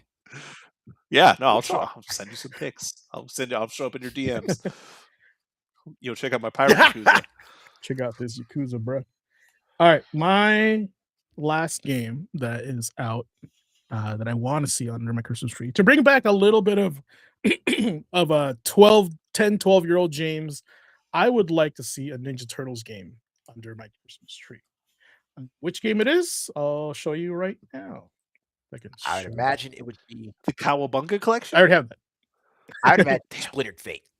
Yeah, but is it this version of Splintered Fate? Brother. Yeah, I remember seeing that. Yeah. You know me, I'm extra. I gotta get, if they have it, I get it. So my man has a room full of collector's editions unopened. I'm drowning in collector's editions. It's terrible. So, but yes, the reason why is because like I think one of my favorite memories as a kid was opening up TMNT 2, the arcade game, for Christmas/birthday. They kind of combined those when I was a kid, right? And to open up like a Ninja Turtles game on Christmas Day, like that to me is just like, whoa, that's so cool. That feeling that you got that when you were a kid, you just get it back, no matter how old you are. That's a core memory. It's a core memory. This is why Memory Card Chronicles is a thing. This is why we do this show. Even now, like 30 plus years later, I can still relive that experience when I was 10, 12 years old with modern day gaming like this. So, even if it's coming from me, I think it's cool that if I open it up myself. But if I got it from like my family or something, and this was under my tree, and when I woke up on Christmas Day, I think it would be just something special. So this is my third game for my holiday wish list. Okay, awesome. And if you guys don't know what Splintered Fate is, that's like a roguelike TMNT game, which is pretty cool. It's kind of like Hades, so it's kind of neat. All right, so then we're moving to the next one here. Top 3 upcoming games on your wish list. What are 3 upcoming games you're hopeful for? Focus on the creative vision, what you want the game to get right, versus hope over hype. That's a good one. Hope over hype. All right, who wants to start? I'll start this one. Okay, 2026, Tides of Annihilation. brother, that is a good one. I want to put some gameplay up. Man, y'all know me. Character action games, beat 'em ups. That's my thing. But what Tides of Annihilation does for me, it's the content. It's another game tackling Arthurian legend, and I want to see more stuff like that. I want to see more stuff that takes different different legends, different pantheons, and can spin them into more content for awesome games with especially stuff with truckloads of action like Tides of Annihilation has been showing off thus far. Arthur May Cry. Yes. Okay. Literally have all the Knights of the Round either as like additional characters or just as a finisher. I'm always down for like mythology in video games. Like that's why I wanted God of War was super fun for me. This is gonna be super fun for me. Anything Chinese mythology, super fun for me. Like I love that stuff. Mythology. Let's talk about one that failed because every time I hear mythology, I think of this game. It's Too Human. Which game? Too Human. Oh, Too Human. What mythology was that? The Norse. Really? See, Yeah. they did a bad job telling me what that game was about. You literally play as the Aesir. Like it's that game was. Oh, I wanted it to be so good. Look, one of the I was going to mention this at the end. Like the retrospective, one of my votes was going to be Silicon Knights, just because I remember them so vividly in my mind. But yeah, man, Silicon Knights coming out with Too Human. Every time I hear mythology, I think about that game because that thing was steeped in it. This was way before we started getting a whole bunch of Vikings, the TV show. We started getting Assassin's Creed going to Vikings and Vinland Saga. Like this predated that. This was Norse mythology in 2008. It was a very bad game. Well, like Rinston said, potential, sure, but man, that was. Hey, you never know; it could come back in some way or form. Never say never. No, I'm sure they put that in an underground vault, and they poured concrete over the top. It's done. No, they're gonna call it Thrice Human. Oh, it's gonna be. That's what it's. Shut your mouth. Why don't you tell me about the game you're looking forward to? Boo this man! Me? Guys, come on. You know what game that's coming up that I'm looking for. Do you even watch the stream chat? We all know it's Phantom Blade Zero. I was gonna say Uma Musume, but no, bro. I already have that. There's a new one. Yeah. Did you guys hear about how that they did a Uma Musume charity and they're using that to fund a new home for some retired horse, which is pretty cool. That's neat. They just get it. They get their community. They get their audience. Yeah. Wholesome. As a former community manager, spot on. That's good. So, yeah, if y'all been living under a rock, well, Phantom Blade Zero has been my anticipated game for quite some time now. Probably since the first concept trailer where they were showing all the wuxia stuff. Mm-hmm. And I know that wasn't going to be the final cut of the game because I know it's a concept, kind of like when we saw the Virtua Fighter fighting concept demo. I was like, oh, this looks sick, but it's not going to be like that. So Phantom Blade Zero was that was sold to me from the start. The vision, the character design, the world, everything about this, I'm all about. Right? It's giving me Ninja Gaiden, Neo, all those games combined into one. Devil May Cry. So it's all my favorite games in an era had a baby. Phantom Blade Zero. That's pretty much well said. I don't even know if there's a physical for this, when it's coming. I know when it's coming out now, finally, thank goodness.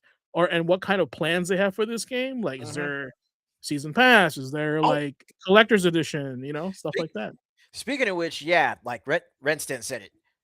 If Phantom Blade Zero is your thing, then God Slayer is going to be right up your alley.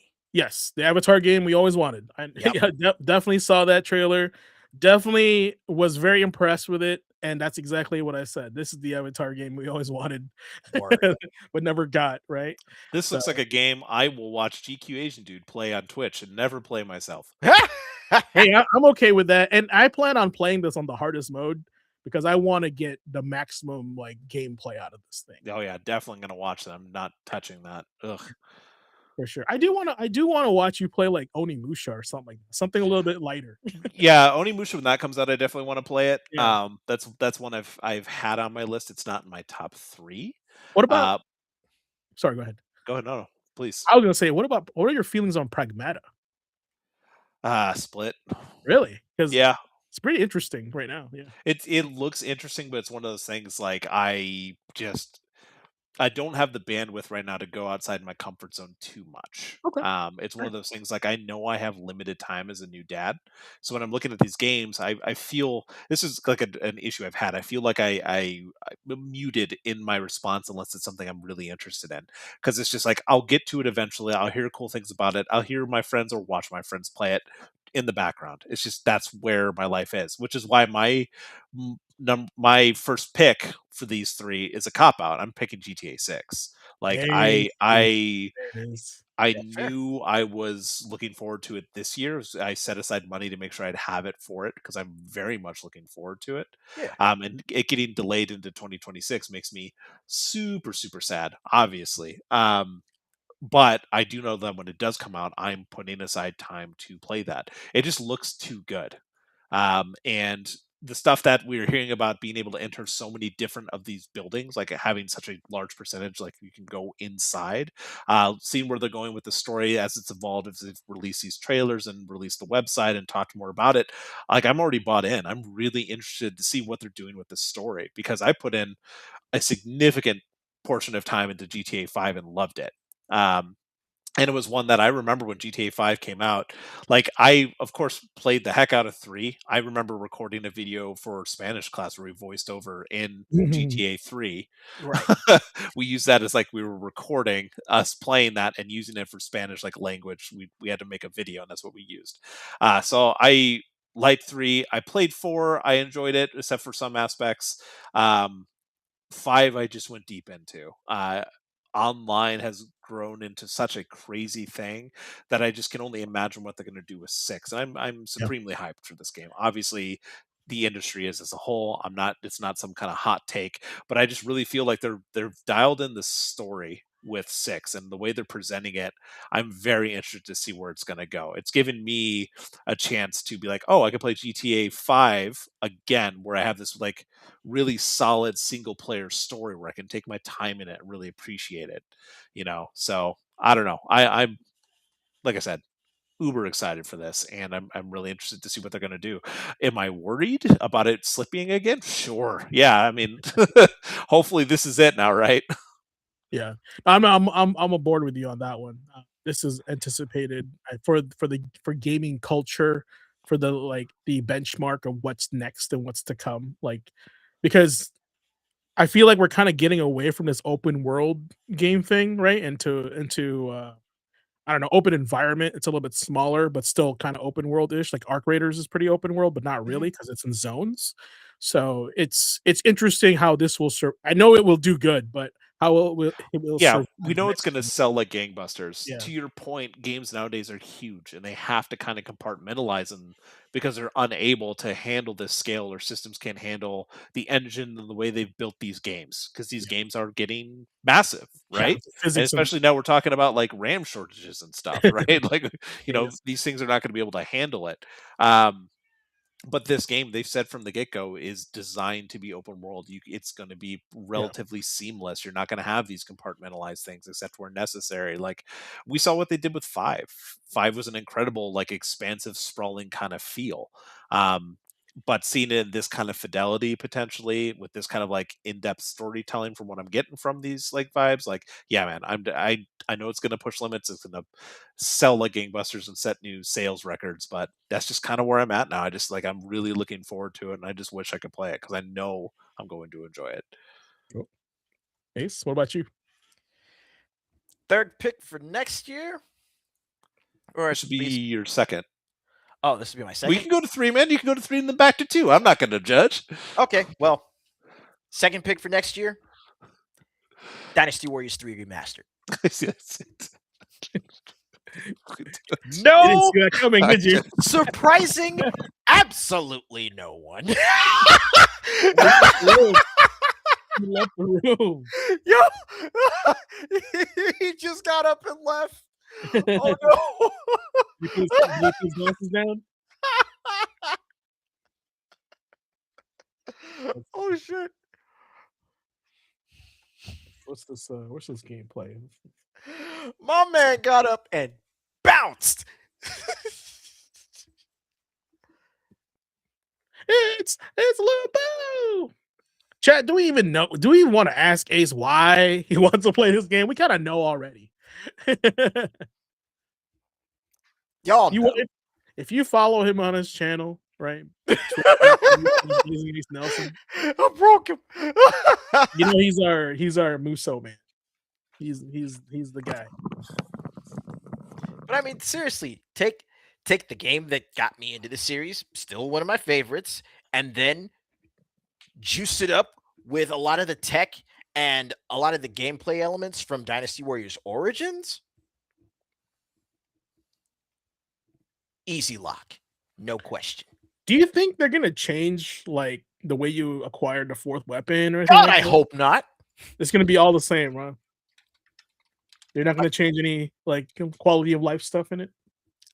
I'm definitely thinking they're going to be changing some quality of life, but as far as like actual gameplay, again, I really hope they don't change around the gameplay, because just the way you actually went through and progressed your character with, finding the items to up your stats, and also again unlocking those weapons and the accessories, like that was sweat equity at its best. Sweat equity. That's a new Sweatkity. Sweatkity. Get sweat on. That's wild. Okay. Well, I'm trying to think of my next game, unless you have it already, Nick. But I'm trying to think. Oh, I know what my 3 are, like definitely. So my second pick doesn't officially have a release date, but it's still slated for 2026. So again, I'm kind of cheating here a little bit. It's Fable. I am really excited for the Fable reboot. I love the original, and it still holds a special place in my own gaming heart, in my own gaming pantheon. The reboot, if we're talking about creative vision, one thing I'm worried about, and Fable's kind of lost its way a little bit. Like there's been definitely, we're not throwing shade at anyone, but it's definitely been on like the downslope for a long time. And just kind of seeing, where it's gone as they've tried to take the Fable brand to different kinds of games with like Legends and stuff like that. But I was really excited when they announced this. I remember the original launch trailer. The last trailer that released, one of the things that I am personally particular about is I really want Fable to still hit that quintessential like British humor that Lionhead was known for. I don't want them to be too try hard with the comedy. That's something that I was a little concerned about, especially with the last couple trailers. I'm a little nervous about like the direction with it, right? But I have been looking forward to this one. I am really hopeful, but I'm going to be a little hesitant because reboots, especially reboots of big first party titles, are not safe from Xbox cuts and Microsoft cuts nowadays. So I don't know what kind of situation this game still finds it's in, where it's at. I mean, the fact that we still don't have any kind of information beyond 2026, I'm just like, oh, I hope it's out next year. So that's me kind of cheating a little bit. It's using the Forza tech engine as well, so it's using kind of some different tech. So I'm a little interested to see how they're going to roll that out. The last little like bits of combat we got, I think still is fine. It nails what I was looking for. But again, it really comes down to that humor. If I can't walk around and name my character where people can start shouting out arse face or chicken chaser, like, Yeah. what am I doing? Like, why am I even playing this game? Yeah, for sure. There would goes say- old arse face. My number 2 isn't exactly a brand new game, but it's definitely an expansion to a game that I have been playing. And that's basically the Vessel of Hatred for Diablo 4. Oh yeah. Good to hear that it's coming out April. It's kind of cool that you can play the Paladin now, if you pre-order it, which is kind of a cheap way to do it. But I like the fact that they give you something for pre-ordering. I think that's kind of neat. But I've been a big fan of like Diablo the story and kind of just like that whole universe. So, simply put, just Diablo Soul Hatred. Looking forward to it. And apparently there is one more character to be announced too when that game comes out. And then people are thinking it's the Amazon from Diablo 2 because the new region that we're going to be getting is Skobos Island, which is by lore that's where the Amazon. Interesting. Pretty cool. Yeah, I might dive back in once that comes around. It's definitely something like you said. I loved Paladin. That was one of my most played classes in D2. Like I'm interested to see what they're going to do with that, especially after falling off the Diablo train. Absolutely. Would you have rather? And this was the discussion that was kind of happening when they were announcing it, and people were talking about leaks and stuff. Would you have rather had Crusader back or Paladin? Paladin. Yeah. Paladin because I feel like they're going in the D2 route where they want to bring back those characters. And Crusader kind of had its time. And lore-wise, I think also the Paladin fits better into what's happening now versus the Crusader.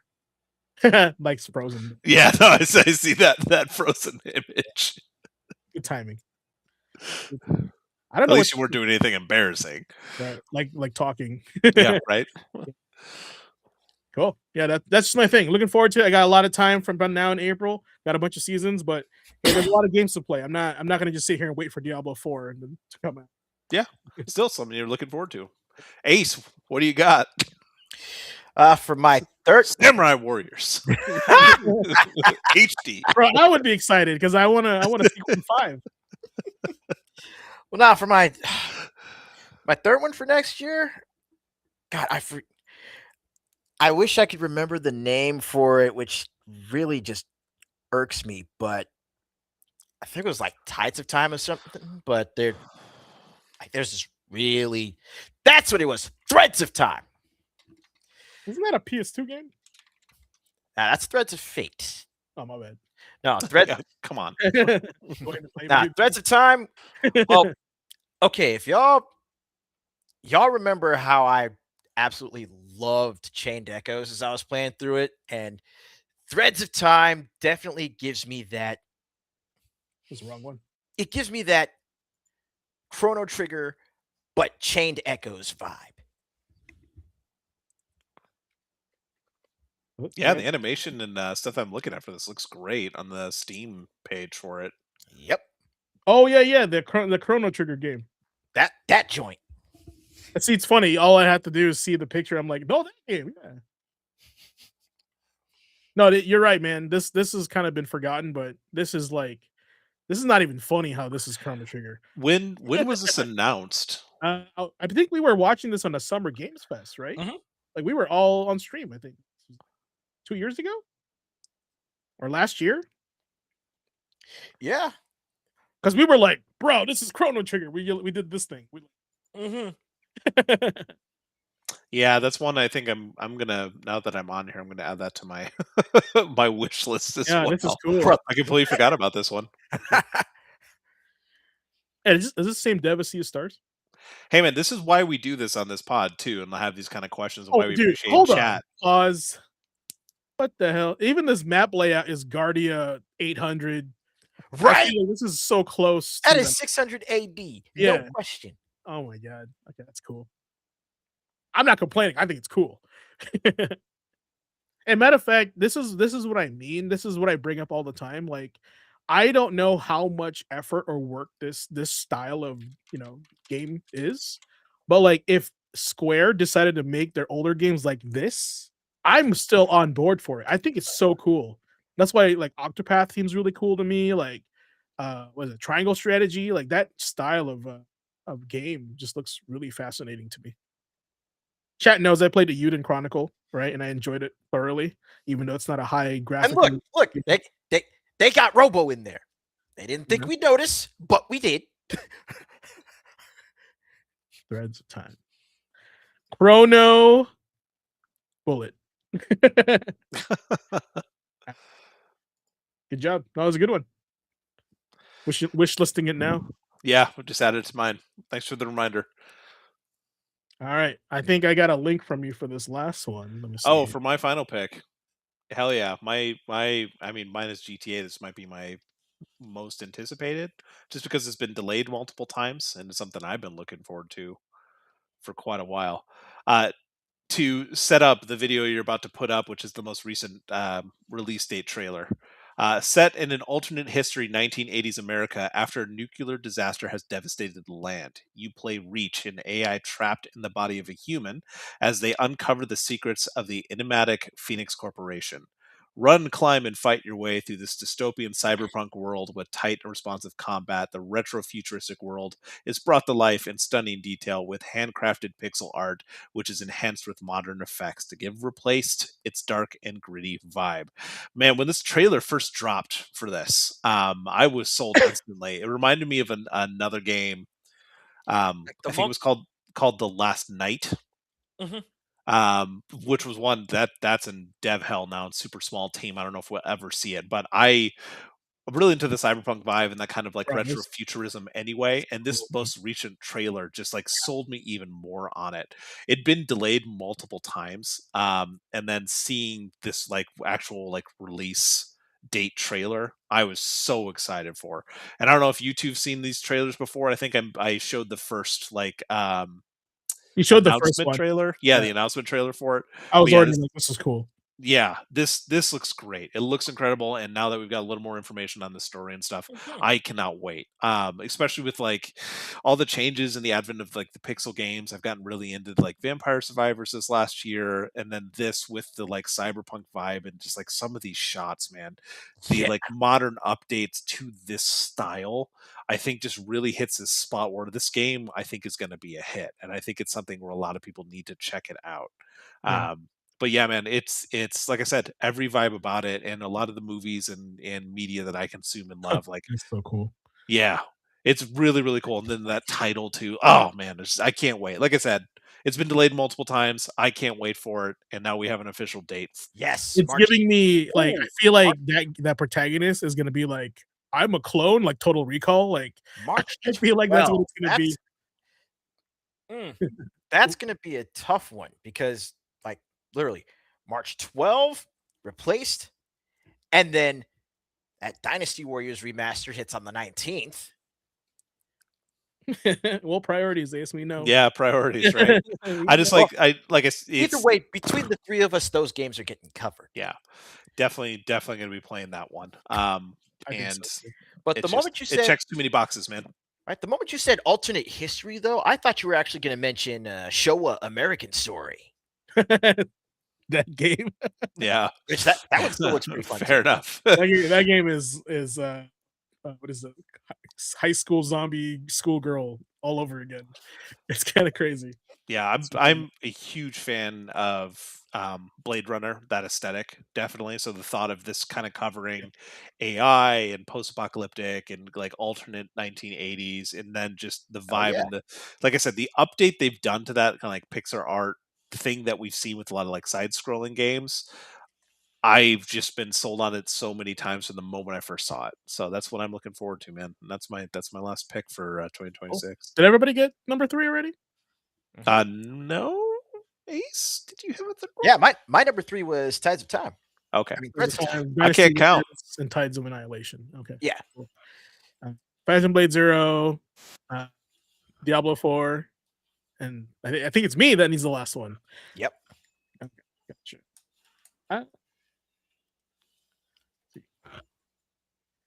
As you can tell, I'm also a fan of GTA 6. No, actually, that is probably one of the games that I'm looking forward to coming out sure as well. There's so many to kind of keep up. Like I want to play Onimusha, I want to play Pragmata, right? like those are already gonna be like, games I'm gonna put on my list to play. But like which game am I excited for? Of course, is those two that I just named, of the Vessel of Hatred expansion and also the uh what do you call this? Phantom Blade Zero. If Godslayer or the Godslayer seems pretty good, or is it the Fallen Gods or the Godslayer? The Godslayer. The Godslayer looks pretty good, and we don't even know what else could be announced, next year also. So, but Onimusha, definitely, I want to come back to that. I want to like play it. I want to kind of see if the other games tie in some way or form, because they do a good job of tying in those old games in a subtle way, right? So I'm excited whether they're going to continue with that or just a complete new reboot for that. So let my last one be Onimusha for now, because there is a two to look forward to. Maybe Devil May Cry 6, maybe. Maybe. All right, move on to our last one here. 3 games for the rest of your life. If you could only keep 3 games for the rest of your gaming life, which would they be? Rules: there's no ranking, no defending, focus on longevity and meaning of the game. Okay. Here's some help. Maybe replayability could be a factor, emotional resonance, systems depth, comfort versus challenge. Kind of give us an explanation of what the game continues to give you, and also why it matters to you over time. James, do you have one? SimCity. The first, the OG? No. So I talked about this last stream. I say right now, SimCity 2013 is probably the most streamlined SimCity game. It's like you put me on a plane on a flight to Japan, which is going to take 14 hours. I'll play SimCity for 12. Like that's just how fast time goes when I play that game, because I'm zoned in, I'm locked in, and once I'm done with the city, I move on to the next one, build another one. It doesn't get tired to me. Kind of like maybe Civ for you, right? Like Civ is just like you play until you have stuff to do. Right. Like one more turn. It's kind of like that. Yeah, keep clicking. It could be 4 a.m. It doesn't matter. So, Ace, do you have my one? first game that I could think of right off the bat, Chrono Trigger. I mean, hell, if I were to speed run that game, it's at least 15 hours, but that game's got a lot of meaning for me. A lot of emotional resonance. So it's just it's a gotta have it kind of game, as far as if I'm locked into like a few specific games that I can play for like from here on out. So Renstan 4893 said Secret of Mana, Seiken Densetsu 3. I think that's also Secret of Mana, and Crosscode. Crosscode is an RPG, right? And I froze again. Awesome. That's random. There you go. Cool. The other two, I would say some sort of fighting game. Fighting games have a limitless kind of like replay value for me. Which fighting game is it? Oh God, that might be a hard one because there's so many out there. Geez, that's tough. I'm gonna say it's got to be 2D. Maybe like Third Strike is a good one, because like I feel like if I had that game for the longest time, I could master the parry. Like if I was like if I had that game till the end of time and I played it every day, like the next time I fight somebody, I'll probably just parry everything that they have, because I would just memorize all the frames, memorize the feeling of all the characters. Makes sense. Because that game takes time to master. I'm gonna cheat again a little bit because I know I'd play this every day if I could. World of Warcraft Burning Crusade. Just World of Warcraft in general? World of Warcraft Burning Crusade. Specifically, nothing after that, nothing before? I wouldn't mind. So this is the thing. It's like we have to pick 3 titles, right? Yeah. For the rest of our lives. For me, especially after going back and replaying Classic, I feel like Burning Crusade is kind of the peak for me. Originally, I would have said Wrath of the Lich King, hitting that 3rd one, going through ICC and Uldum and all those ones. Like that's when I played heavily. But going back and replaying again, I didn't realize how much I missed that era of Burning Crusade, which would include everything in vanilla up through Burning Crusade by choosing that one. Where it went after that, it was kind of gamified, it was modernized. Not that that's a problem, there's people who like it, but it lost that classic WoW feel. That kind of thing where I feel like I could spend hundreds of hours walking around this world and still discover something new 20 years later. It's one of those ones that you feel like you know the systems well enough, but you can always improve a little bit, or you meet new people. It was about the social atmosphere, the people that I met through that kept me kind of coming back and relearning and trying different classes, and then getting into PvP, and then getting into like end game raiding. Like, it is a game that I would play for the rest of my life. And if I only had to choose 3, I would pick there. That's where the sweet spot would be for me, just because being the end game in that felt more epic to me than the end game of ICC, even though I love ICC as a raid in Wrath of the Lich King. It's just something about that Burning Crusade era. So, like I said, it's cheating a little bit because it's an MMO, but hey, man, if I'm going to choose 3 games, that's got to be one of them for me. Okay. Andre says his is Devil May Cry 1, Soul Calibur 2, and Metal Gear Solid 2 Sons of Liberty. There's a lot of 2s in there. Not Devil May Cry 2? Well, now you mentioned your second long-term game being a fighting game, and I was honestly right there with you. I'm on that same track. Again, it's got to be something with a lot of replay value, and the first one that really comes to mind, especially for me, not only has replay value, but again, another fighting game that actually has a lot of emotional resonance for me, that being King of Fighters 11. Okay. Why specifically 11? Why specifically 11? There's a lot of them. True. But with 11, it's had a great roster, and aside from that, it's one that, I mean, like under normal circumstances, I would have picked 2003 because that's the location test, the one where I helped Flintstone a car through an intersection so that we could get to the arcade. That's dedication for you folks. Right.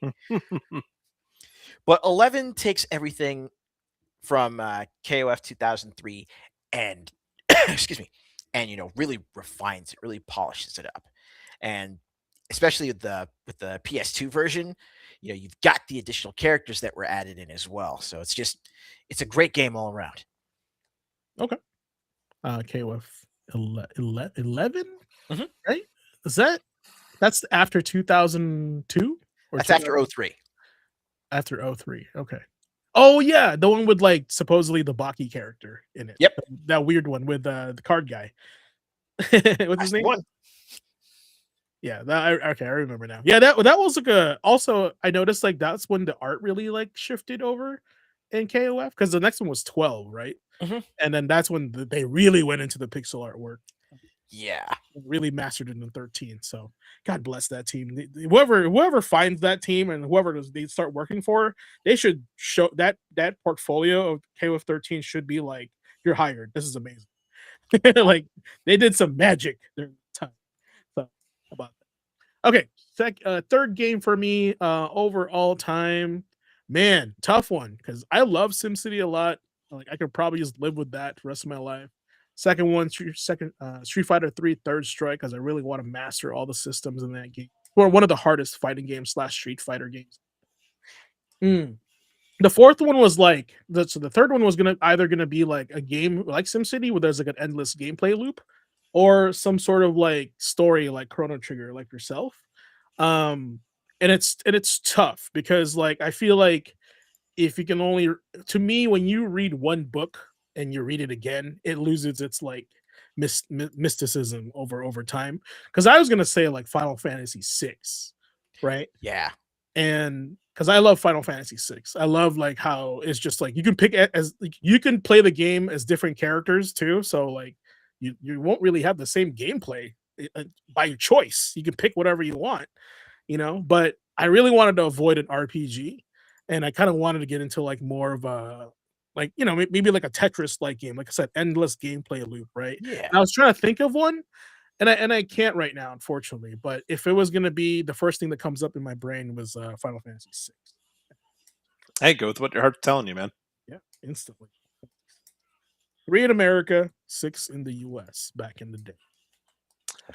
My second pick, Cyberpunk 2077. That one is definitely one where, even with the state that the game released in, it was something where I even told my friends, like, man, yeah, there's all these bugs and these crashes and T-posing on motorbikes and all the fun stuff from launch. Um, but the world immediately was immersive to me. It just reached out and grabbed me, and just even walking around, it's a vibe at night, man. When you see it turn to night and you're downtown there, it is Yeah. awe-inspiring and super immersive. They don't call it Night City for nothing. Right. Yeah. Yeah, it shines in the night. But just The night the begins to shine. yeah. But honestly, man, like when we're sitting here and talking and hearing you two talk, when talk about replayability, how about something where every time you play it, you can do something a little different, and your background will change different aspects and interactions around the city. And then the skill trees, they've gone through multiple iterations. In its current iteration, man, the gameplay is completely different depending on how you build your character, like completely different. You're seeing all these people kind of jump around and do these double jumps and air dashing. My first character wasn't an air dasher. I went with like a net runner build. So a lot of like hacking, completely different experience running around, trying to like be a little bit more stealthy versus just running in and putting on the gorilla arms mods and pounding the enemy into the ground, right? Like it's crazy to me how much different iteration you can have in something that's that big and immersive, and each person kind of pulls something from it too. There's different things that resonate, whether it's the music, whether it's the art, whether it's the immersive city, whether it's whatever, right? It's just one of those games that I could easily play the rest of my life, and I still wouldn't get bored, like you said, James, with like a story that you're very familiar with. Even my third pick is going to be something like I'm very familiar with that story, but it's a Yeah. story I would be more than happy to relive and reread anytime in my life. That's why it's my pick, my Yeah. second pick. Yeah, it was a tough one because I was like floating around Dragon Age, that trilogy. Right, if I was gonna play all of them, it'd be all of them, right? But it was like, man, I feel like there's only X amount of combinations you can have, in that because but it's still good. Yeah. Yeah, and then with Cyberpunk throwing in Phantom Liberty at the end, had a Oh buddy my my god, message to yeah, just DM me about that. Like, yeah, absolutely. that's awesome. It's an easy choice for me. Yeah, I mean, that's not all of them. My last one would be the Mass Effect Legendary Edition. I don't blame you. I am a believer now. Yeah, that's you know me quite well, especially after you were playing through it. But being able to play all three, despite the fact I know so much of the stories, like I just said, it's something that I'm more than happy to relive, and I think you understand a little bit now. Oh no, I 100% get it. Like I'm not like I said, if I had to choose between two, Dragon Age and Mass Effect, I choose Dragon Age first because I love the setting better, right? But now I understand, not like the love for the characters. Just when everybody talks about it, like I don't get it. But it's just one of those things where like guys, when people are talking about a game and you just don't get it, just play the damn game. You'll be like, okay, I get it now. Become one with the Borg. No, it was magnificent. That's all I'll say about that. Because I only had intended to play one, but I played all three for the gaming challenge. So, all right, guys. Well, I love that you guys shared in chat what your top threes are. It's always good to know a little bit more about like who's watching us and who's in our community. So keep up the good work, and we love it. We appreciate you for that. So speaking of work, don't work too hard over the holiday, because sometimes you got to know when to rest. And this brings up to our next and last segment of the night, the final boss. Why rest is part of the grind. And if I could find there you go. Sorry, one.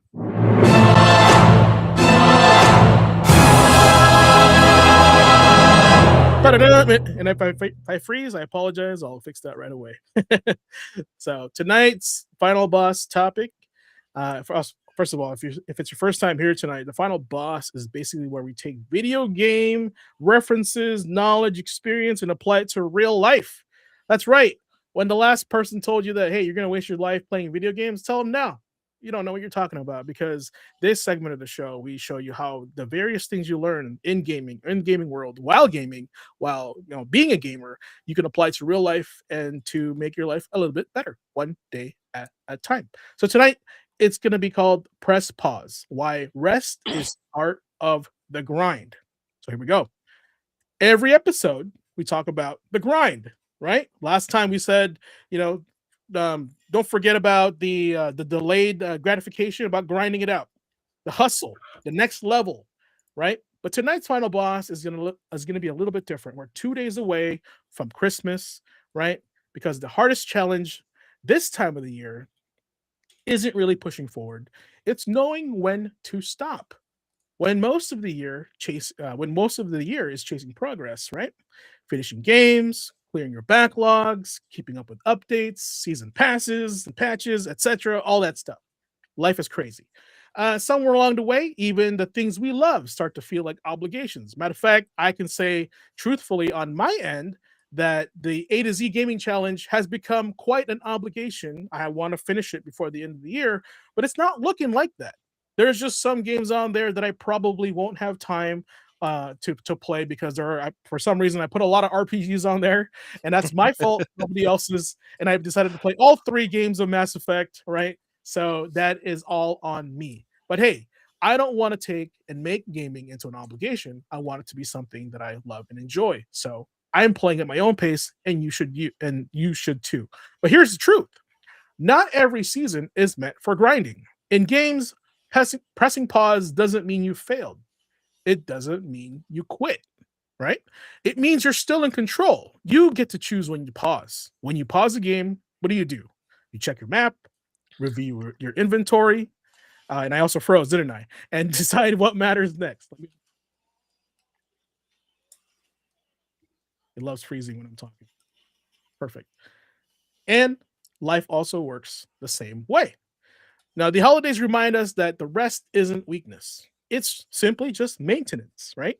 Stepping away doesn't erase progress. It protects it. Sometimes the smartest move isn't another run, another quest, another achievement, right? Sometimes the smartest move is closing the menu, put that controller down, letting yourself breathe, take a break. So if you don't finish a game this year, that's okay, right? Be kinder to yourself.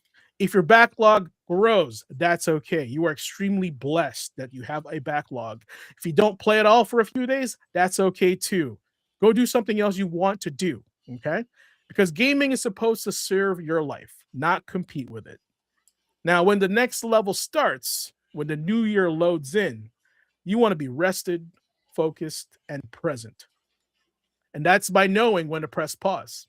So tonight, tomorrow, whenever you feel like it before the end of the year, take a break, save your progress. The game will still be there when you get back. Okay? So that's your tonight's final boss for Christmas 2025. I almost said 2023. What the heck? I'm in the past. But yes, take a break, guys, when you guys can. Don't feel pressured and obligated to grind through the game as fast as possible because you have more games to play. You should always associate gaming as a positive experience, because you don't want to start playing games and hate yourself. And this is why I slowly stop playing Marvel Rivals. Started hating myself after playing that game. That's a big one. All right. Before we close out tonight, what are you guys' final takeaways? Takes for the show? Anything looking forward to before the new year? I didn't get the chance to mention my third long-term game. No, I even asked, but okay. And Nick, strap yourself in. Dynasty Warriors 2. Which one would you choose? You have the entire library to choose from. What's funny is that I actually wasn't going to pick Dynasty Warriors this time now. But now we're talking sense, and you're like, oh, well, actually. I forgot. It's like Dynasty Warriors Gundam 2. If I was picking from Dynasty Warriors, it would be 8. That's pretty good. But what's your actual pick? No, my actual pick, Brave Fencer Musashi. Oh, God. You know what? I saw a video not too long ago with the title, "This game doesn't need a remake." You should watch that. Let me guess. It's Brave Fencer Musashi. It's Brave Fencer Musashi.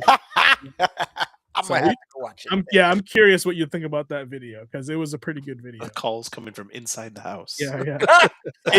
Is the Jin Dynasty in the room with us right now? You're right. No, Lubu isn't camped outside my window.